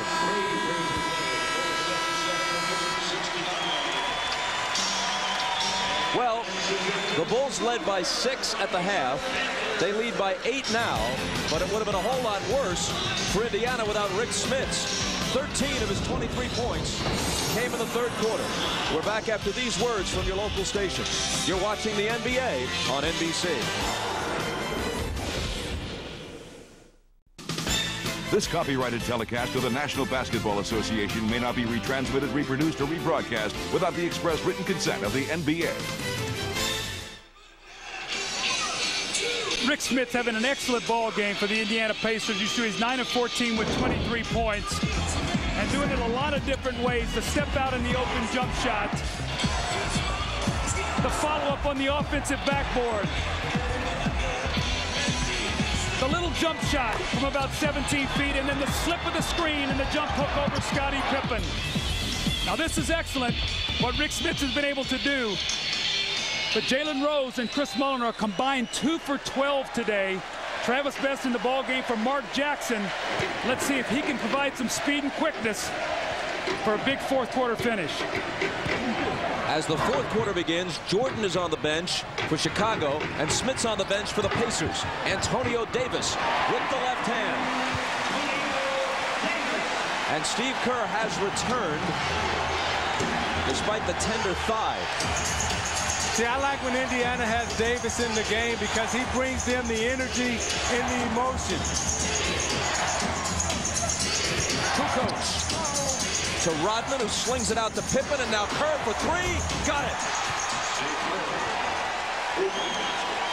Now that's a pro. Sits there the whole game with a bruised hip, steps right back on the floor, and drills a 3. That's a pro. What that also does is buy another minute's rest for Michael Jordan. Since they're in front by 9.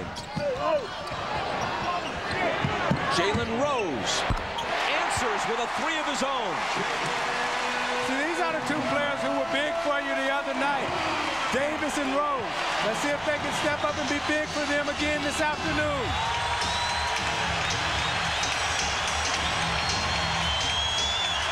Burrell. Rebound Rose.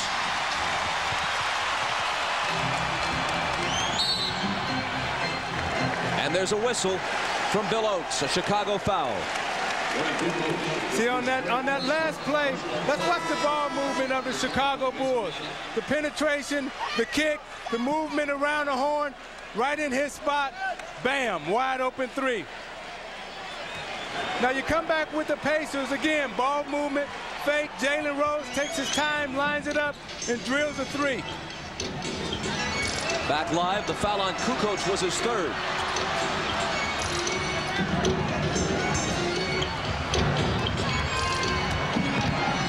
See, Mullin is back in the game for Reggie Miller because Reggie's having a hard time.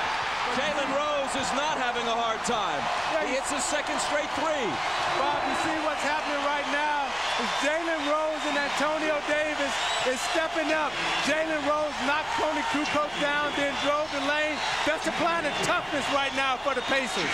Kukoc is all alone, though, and that quiets the crowd just a bit. Championship experience. You keep your poise. The emotional surge on Jalen Rose's shooting. Kukoc and Kerr have both answered. 4 3-pointers in the last minute or so. Mullin inside of Burrell. No basket. He hit him before the shot. It's Chicago by 6. The NBA on NBC is brought to you by Dr. Pepper and your local Dr. Pepper bottler. Dr. Pepper, this is the taste. By the full line of vehicles from Mitsubishi, built for living. And by American Express. Wherever you are, whatever you're doing, American Express helps you do more.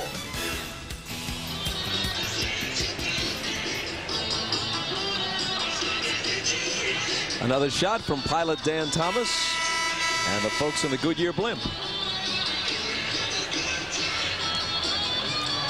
The Pacer bench has been so vital to their success all season long. The emotional toughness of Antonio Davis in the post against Dennis Rodman, and Jalen Rose with back-to-back big threes to give his team some energy and some life. And they're going to need the bench to finish this game out strong with Reggie Miller not being 100%. You see what their bench has done at home. They've shot 47% at home and on the road 39%. And that's what you normally see. Your starters play much better on the road and your bench plays much better at home. Today you see what they've done. +8. Let's play on Scott Burrell is first. You know, Doug, Rick Smith's playing as well as he's playing. I know Larry Bird doesn't like to play the three big guys together, but I think he should try to play Rick Smith because Mullen is struggling and play Davis, McKee, and Smith together. Foul before the shot, and it's Burrell again. His second. The one thing I like about this lineup, you've got Best, who's a ball handler with quickness. You've got Jalen Rose, who can handle, Mullen, who can shoot, McKee, who can handle the ball, and Davis's toughness. So you have a very mobile team. I think he needs defense and mobility out on the floor right now, and the other's got to pick up the scoring. Rose working on Burrell. Kukoc coming over. A nearly impossible shot won't fall. Here is Michael back in the game. And an immediate whistle at the other end. Michael got a pretty good rest out of this. Well, he got 2.5 minutes, and they only lost 2 points because Kerr and Kukoc both hit big three-point shots.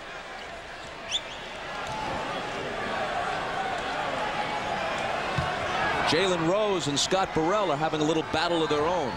But Jalen Rose will compete. That's why I love him as a basketball player. You see him defending Jordan. He's not backing away. He respects him, but he's going to compete against him. You're not going to get anything free on Jalen Rose. Michael Jordan hit with the offensive foul. That's his fourth. So you look at Jalen Rose, and he's not backing down. He's not conceding from Jordan. You watch him guarding him. He's going to take the shot. You know, out of the Fab Five at Michigan, you talk about Juwan Howard and Chris Webber, but this guy has a chance to be the true star. McKee won't fall. Burrell has it. Got to go strong and finish that shot. No flippers now. Either get to the line or finish.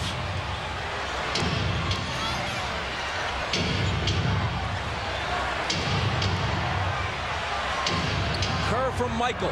Into the lane he goes. Hold on. He was fouled as he made his move. Now that's 4 on Mullen. I think the question is, have we seen the last of Reggie Miller today? Because Isaiah, well, here he comes off the bench right now, because I was getting ready to say, the longer he sits there, the tougher it's going to be for him to get warmed up again with that ankle. Yeah, at the half, we talked about it, and we said, let's watch and see if that ankle gets tight. Now, when you have an ankle injury like that, you have to keep pushing and you have to keep running because your foot acts as a pump, and it pumps the blood up out of your foot, and it lessens the swelling.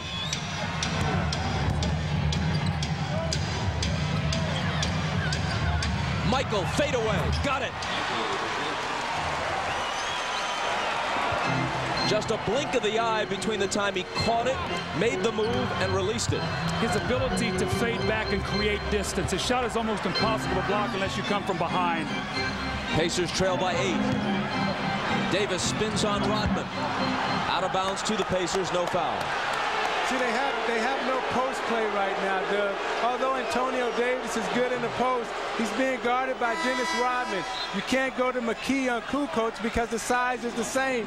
So you're missing Rick Smith inside to give you that strength, and he's playing really well right now. And when you look at Chicago out there, they have no big people. I think what would happen is if he would come back in with Rick Smith, I think you would Phil Jackson immediately counter with Luke Longley. Well, let's see if he does, because here comes Smith. No luck on the shot for Indiana. Pimpin just back in. Knocked away from Michael by Best. And into the hands of Rose.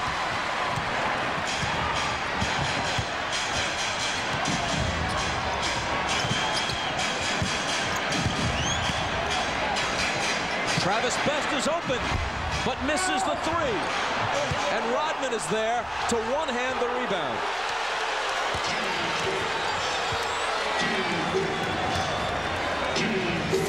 Rebounds for Dennis.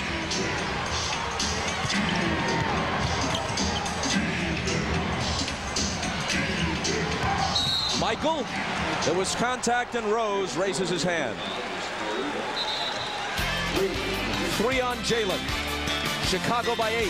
Just under 7 minutes left. Now you see Michael Jordan has 26 points, got off to a slow shooting start, but the battle that he and Jalen Rose is going through right now, you see Jordan backing him down. Jalen is not going to concede. He's a tough competitor. Jordan shoots him with an elbow. Jalen says, okay, next time you try to go around me, there's one for you. Now here's the elbow again from Michael, and the retaliation to come from Rose. As he goes up, he shoots him with one real quick. Jalen shoots him with one back. That's basketball. That's two tough competitors.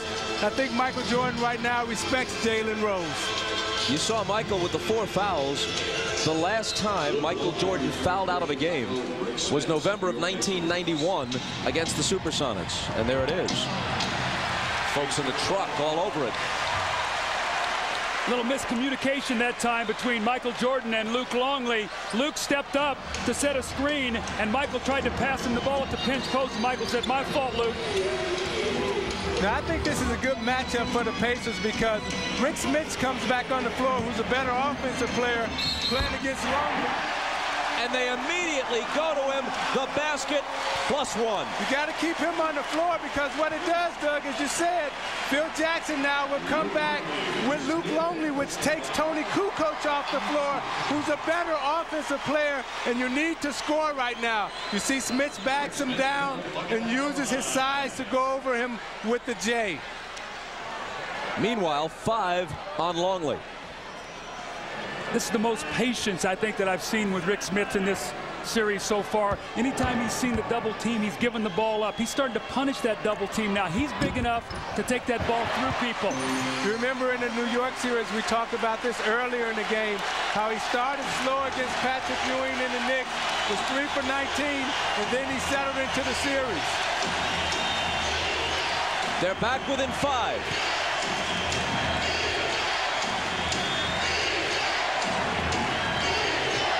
McKee on Jordan. Jumper over him. Spins out. Reggie Miller has it. Pacers looking to make a move. Best pulls up and hits.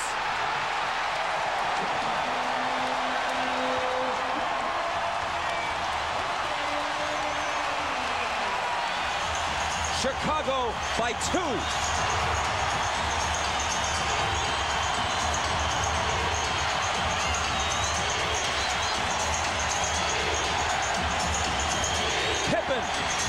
No!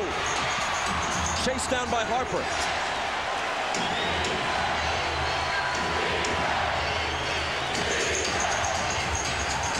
The mismatch, Pippen on Best. They spot it, and he scores over the top of him. You could see it all the way. Michael saw Scotty, said, get in the post, and he got him the basketball off a second shot opportunity that Ron Harper ran down the miss. Best around a Davis screen. Kicks it to McKee, and now Smits. He feels it, but not this time. Not many guys 7'4" have a touch so soft and confidence in a jumper from that kind of range. Bob, I think what would be important to watch right here to see if in these last 5 minutes can Scottie Pippen and Michael Jordan sustain their energy. Because they played a lot of minutes. You see that turnover right there, maybe a sign of fatigue.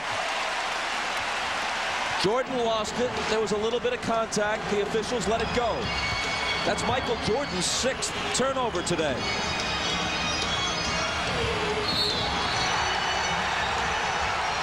And a foul off the ball, and if it's on Longley, he's finished. And Phil Jackson is screaming at Luke Longley, and he said, Luke, how could you do that? How could you be so dumb? How could you get baited into that? Now you watch this. He's battling Smits. He's battling Smits. He's so conscious of Reggie Miller. He gives him a shove.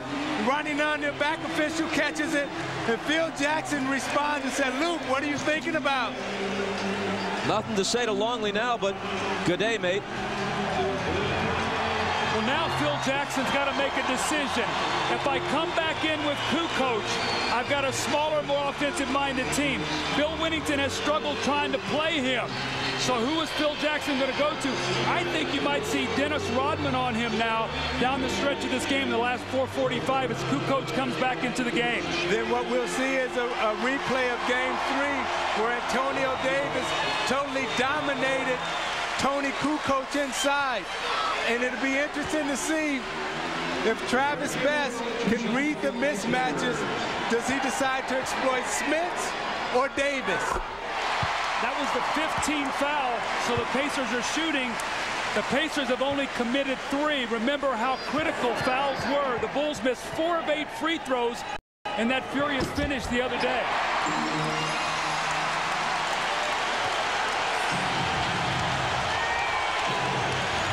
After Miller's free throws, it's again a 2-point game. Jordan through a crowd. It's short, but Rodman, he can't hit it. Here come the Pacers, and here comes the crowd. A basket here could tie it. A 3 could give them the lead. Now they have Kukoc guarding Smits. McKee for the lead. Indiana by 1.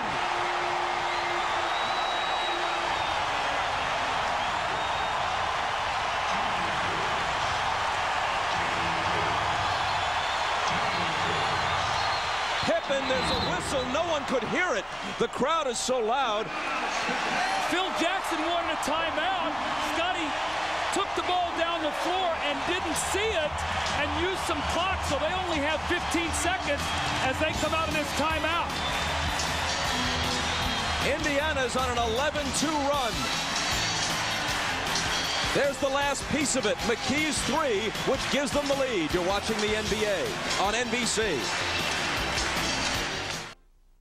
The Chicago Bulls. Michael Jordan and company continue their quest for title number 6. The Indiana Pacers. Larry Bird's team wants to dethrone the reigning NBA champions. It's the pivotal Game 5. The conference finals go prime time. Wednesday night at 9 Eastern, 6 Pacific on NBC. Keep your eye on Derek McKee right here.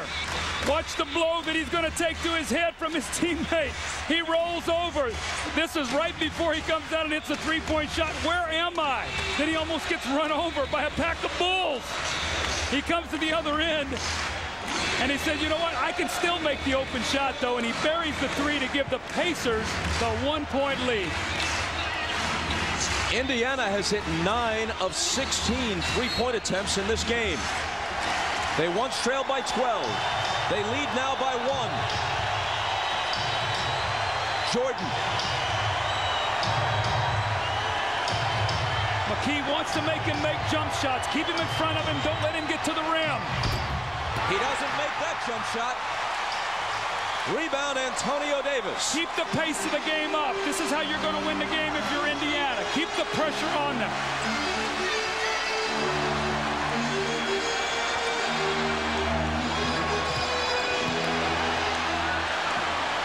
Five on the shot clock.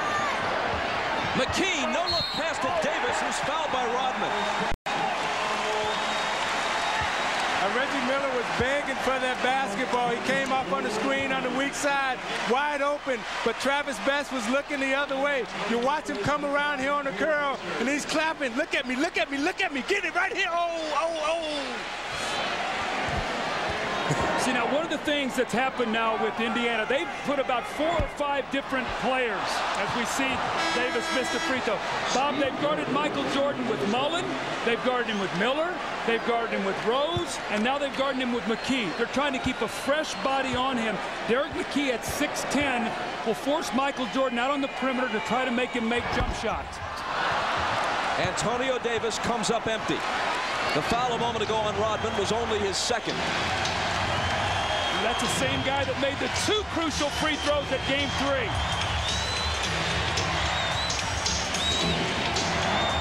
Scottie Pippen just Jordan. Hold on, a foul.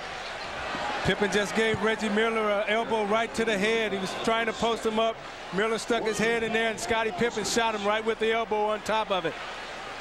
You watch Pippen posting up here, and Miller stick his head in, bam. Oh, my. As he rubs it. Foul on McKee, his second. The Pacers are one foul away from being in the penalty. The Bulls are already there with 3:01 on the clock. Now Steve Kerr being back in the game. Pippen to Kukoc. Tony Kukoc has been huge at various times in this game. See, they have the best offensive scorers in the game in Kukoc, Pippen, Jordan, and Kerr, because Chicago understands right now that they got to keep scoring. Now they've come back with Steve Kerr to play best. He hurt them with screen roll and penetration in game 3. They've got Harper out of the game because Kerr's a better shooter. I think you got to put it right back in Smith's hands against Kukoc. Best had a different idea. That's that screen roll play that hurt them that we showed at the top of the game in our Showtime feature. Kerr just does not have the quickness, but they need his shooting. The 10th Indiana three-pointer of game 4. They lead it by 2. Pippen has it poked away. Out of bounds 2. Indiana.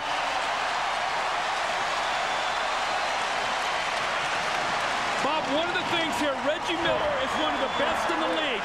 If he catches the ball off the screen and he knows you're in the penalty, he will throw his body in you. Let's see if he tries to do that to Michael Jordan. Again, they're going with Best down the stretch, as they did in game 3 instead of Mark Jackson. It's Smits on the run. It spins out. Rebound Rodman.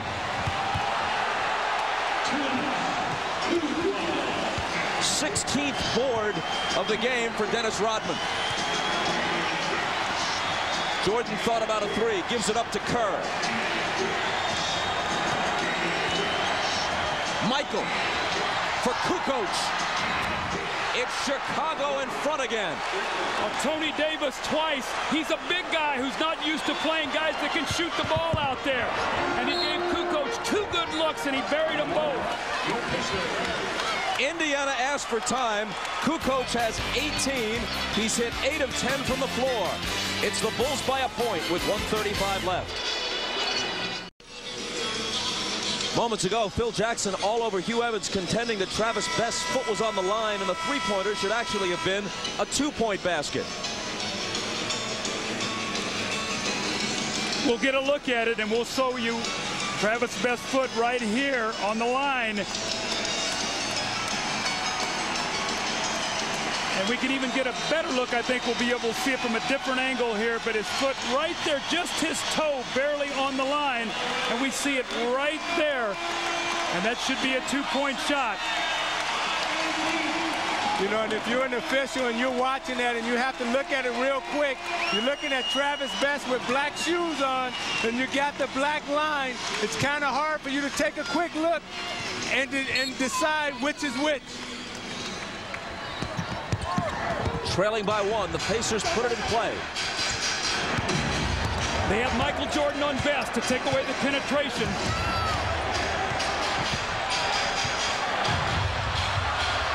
Smits comes out the screen for it.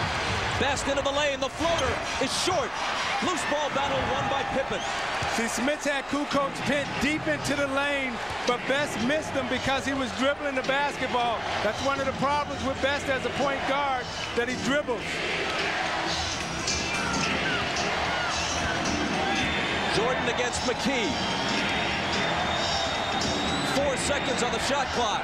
It'll be Michael, and it'll be Chicago by 3. That was Michael's first basket since 8:07 remained in the game. He has 28. Indiana season riding this last 40 seconds. Best dribbling the ball too much again. You see Smits flashed again, that time wide open. But Best took it to the hole and banked it in. With 33.5 on the clock, it's a 1-point game. Timeout Chicago. They now have 2 remaining plus a 20. Indiana has 2 timeouts left. Michael Jordan squares himself up, and he uses his dribble to get his rhythm. Drives it to the point, raises up and makes the jump shot to put his team up 3. But Travis Best, composure off the bench. He's got Michael Jordan. He splits the defense. He goes by Kukoc. The high arcing shot off the glass, and we got us a 1-point game.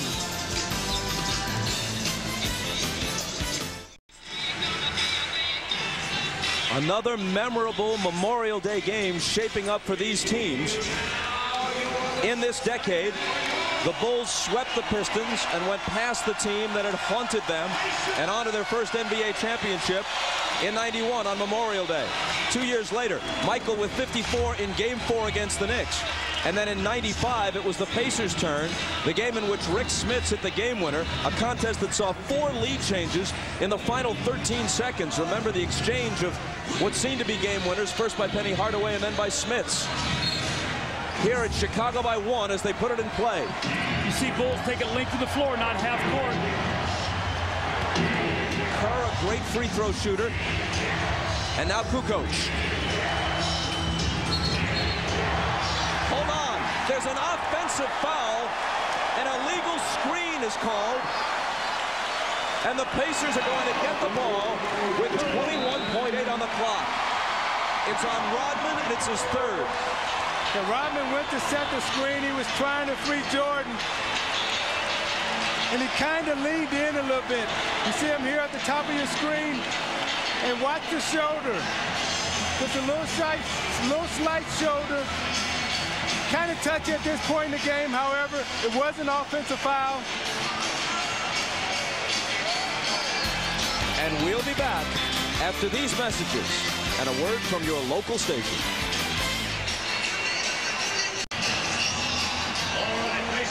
Dennis Rodman is going to get called on the offensive foul. They're going to run a staggered double screen. It's Kerr sets the first one. Michael's going to come off. Now watch Rodman's left shoulder. He is on the move and he hits Derek McKee. That's a good call because he threw his left shoulder out and created the contact. Now Phil Jackson obviously doesn't like it. He feels like he's gotten 2 tough calls here. One on the 3-point shot, this one on the moving foul. Now can Indiana take advantage?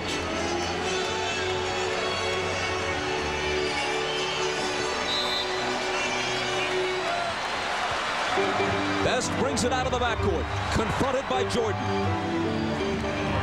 Reggie Miller, Harper on him.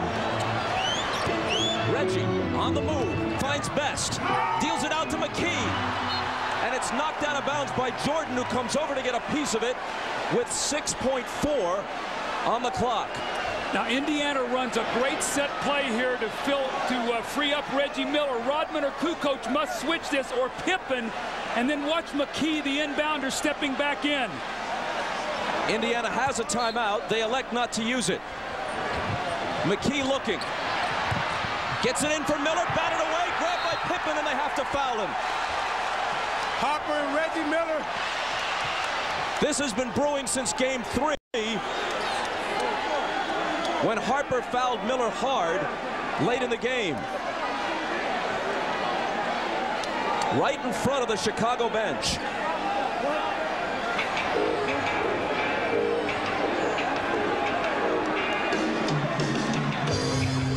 Now Pippen's going to go to the line. What would be crucial here is if technicals are called. That would throw everything off. And that's what the officials are talking about. If Pippen goes to the line, even if he makes 2, Indiana, a great 3-point shooting team, would still have an opportunity to tie. See what happened here is Reggie Miller gets called for the foul, and you see Harper pull Reggie Miller into the bench and then push him off, and Reggie Miller goes back at him. Man, you can't do that. You can't run the risk of a technical in this situation, no matter the provocation.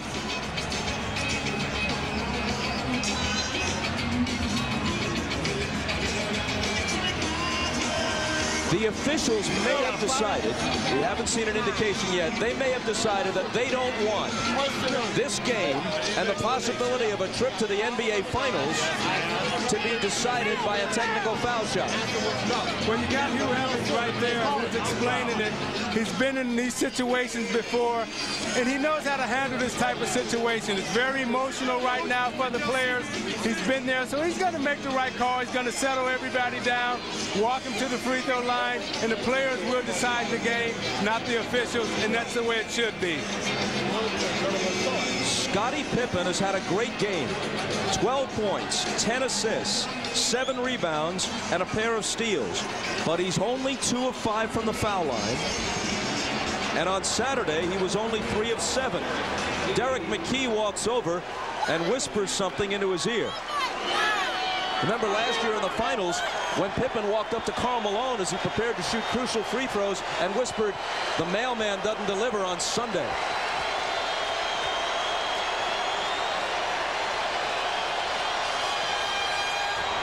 A miss. And see, I can tell you what's going through Scottie Pippen's mind as a player. You're sitting there concentrating, and it's not butterflies that's in your stomach. It's a big whale that's swimming around in there. Now, I'd put Antonio Davis on Rodman. Rodman too quick for Smits here. You don't want to give up a second shot. Missed them both. Loose ball, out of bounds. Who's got it? Jump ball. Now Hugh Evans says, wait a minute. He motions Ronnie Nunn over and may overrule him, and he does. He overrules him and gives the ball to Indiana with 2.9 seconds. And Larry Bird uses his last timeout.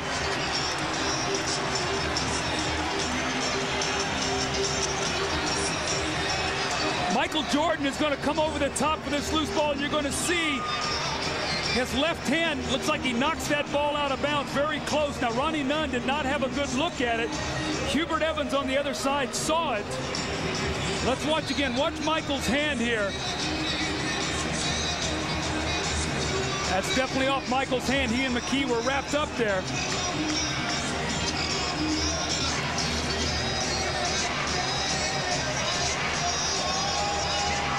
Whoa, that's close.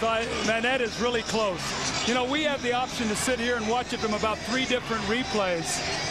Now, Indiana's getting their 3rd chance here to try to win this game. See, I think you got to go back to Rick Smits right into the hole. He's being guarded by Kukoc, and take your chances there.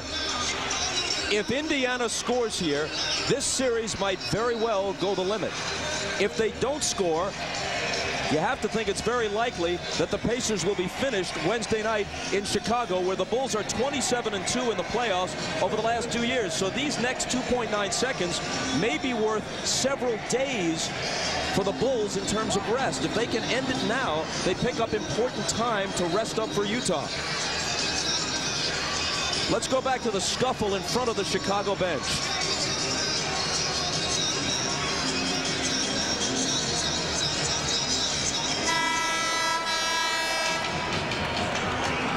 Let's see if someone moves off the Indiana bench. Watch the left of your screen. Right there, somebody. It could have been Jalen Rose. Right there, that's Jalen Rose. Did not advance beyond midcourt. And there's Rick Carlisle, one of the assistants, coming over saying, get back here.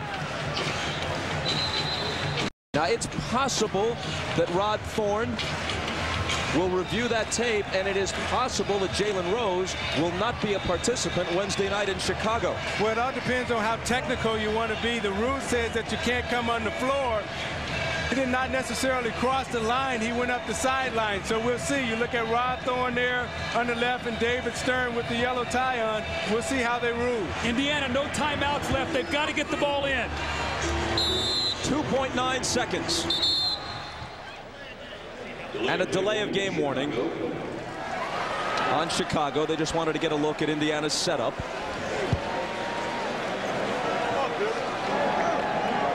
Kukoc is on Smits. Jordan is on Best. Harper's on Miller. McKee gets it into Miller for the win. It's there! 0.4 of a second.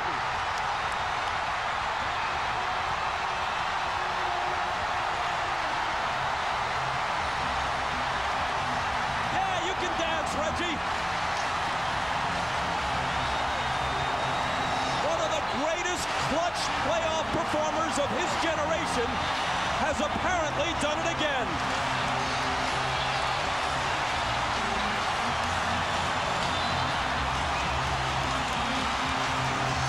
Reggie Miller, now watch him. He's going to come off one screen, gives Michael a bump, and he lets it go.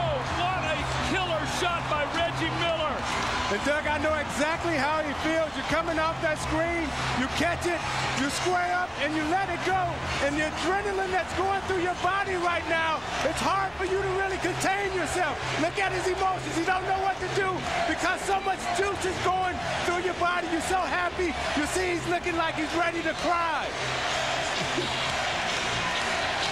Look at Reggie once again. He got away with a little bump on Michael. He got really open. I can't believe he got that open on that play, knowing they're probably going to go to Reggie. But where's the limp? No. He forgot he's got a bad ankle. With too much adrenaline flowing through your body, that's what you say, I love this game. That's what it's really all about right there. And you look at Larry Bird, who's been there before. Nothing to it. I've done that about 20 times in my career. Come on back over here, fellas. Yeah, but let me illustrate his stomach. Well, that's an almost unbelievably placid demeanor, considering the fact that Market Square Arena is a complete madhouse. Bob, they put 0.7 of a second. You can still get a catch and shoot. At 0.3, it can only be a lob to the basket. So the Pacers got to be smart here. They've got to be ready to switch anything so you can't get a quick catch and shoot. After the basket, it showed 0.4. They restored 0.3 and put it at 0.7. The two big misses by Scottie Pippen at the free throw line set the stage. Had he made them both, the best the Pacers could have done was to tie on that 3. Now they lead by 2. Now they've got their biggest man, Rick Smith. He's got to get up all over Tony Kukoc because they do not have time to throw it back to him for the shot. Now Michael Jordan likes to take it down into the post right here and seal his man and shoot the fadeaway J.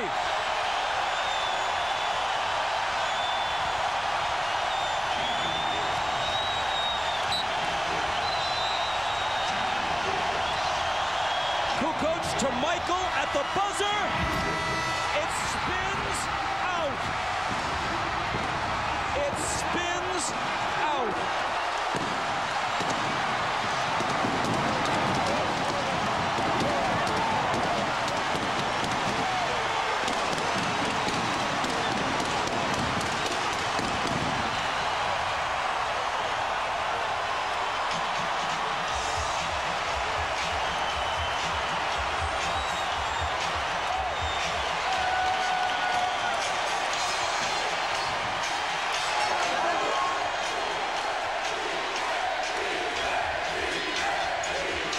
Now you look at Jordan as he comes off the screen and the double pump off the glass just rims in and out. It goes right in the hole. That's the greatness of Michael Jordan, his concentration. Let's take another look at it. I thought Derek McKee was going to block this shot from behind. Michael felt him, brought it down and let it go. That would have won the game. And Michael Jordan so disappointed. He is so great, and he has done it so many times that everyone at Market Square held his or her breath as he let it go, and you cannot come much closer without making it. Now you look at Phil Jackson's face, oh, right in the hole, and he's saying right now, we know we got a series going on our hands because Indiana didn't die. And you look at Larry Bird, been here before, done that again, no pressure. Ahmad Rashad is with Reggie Miller. All right, thanks, Bob. Reggie, they say that the playoffs don't start till the home team loses.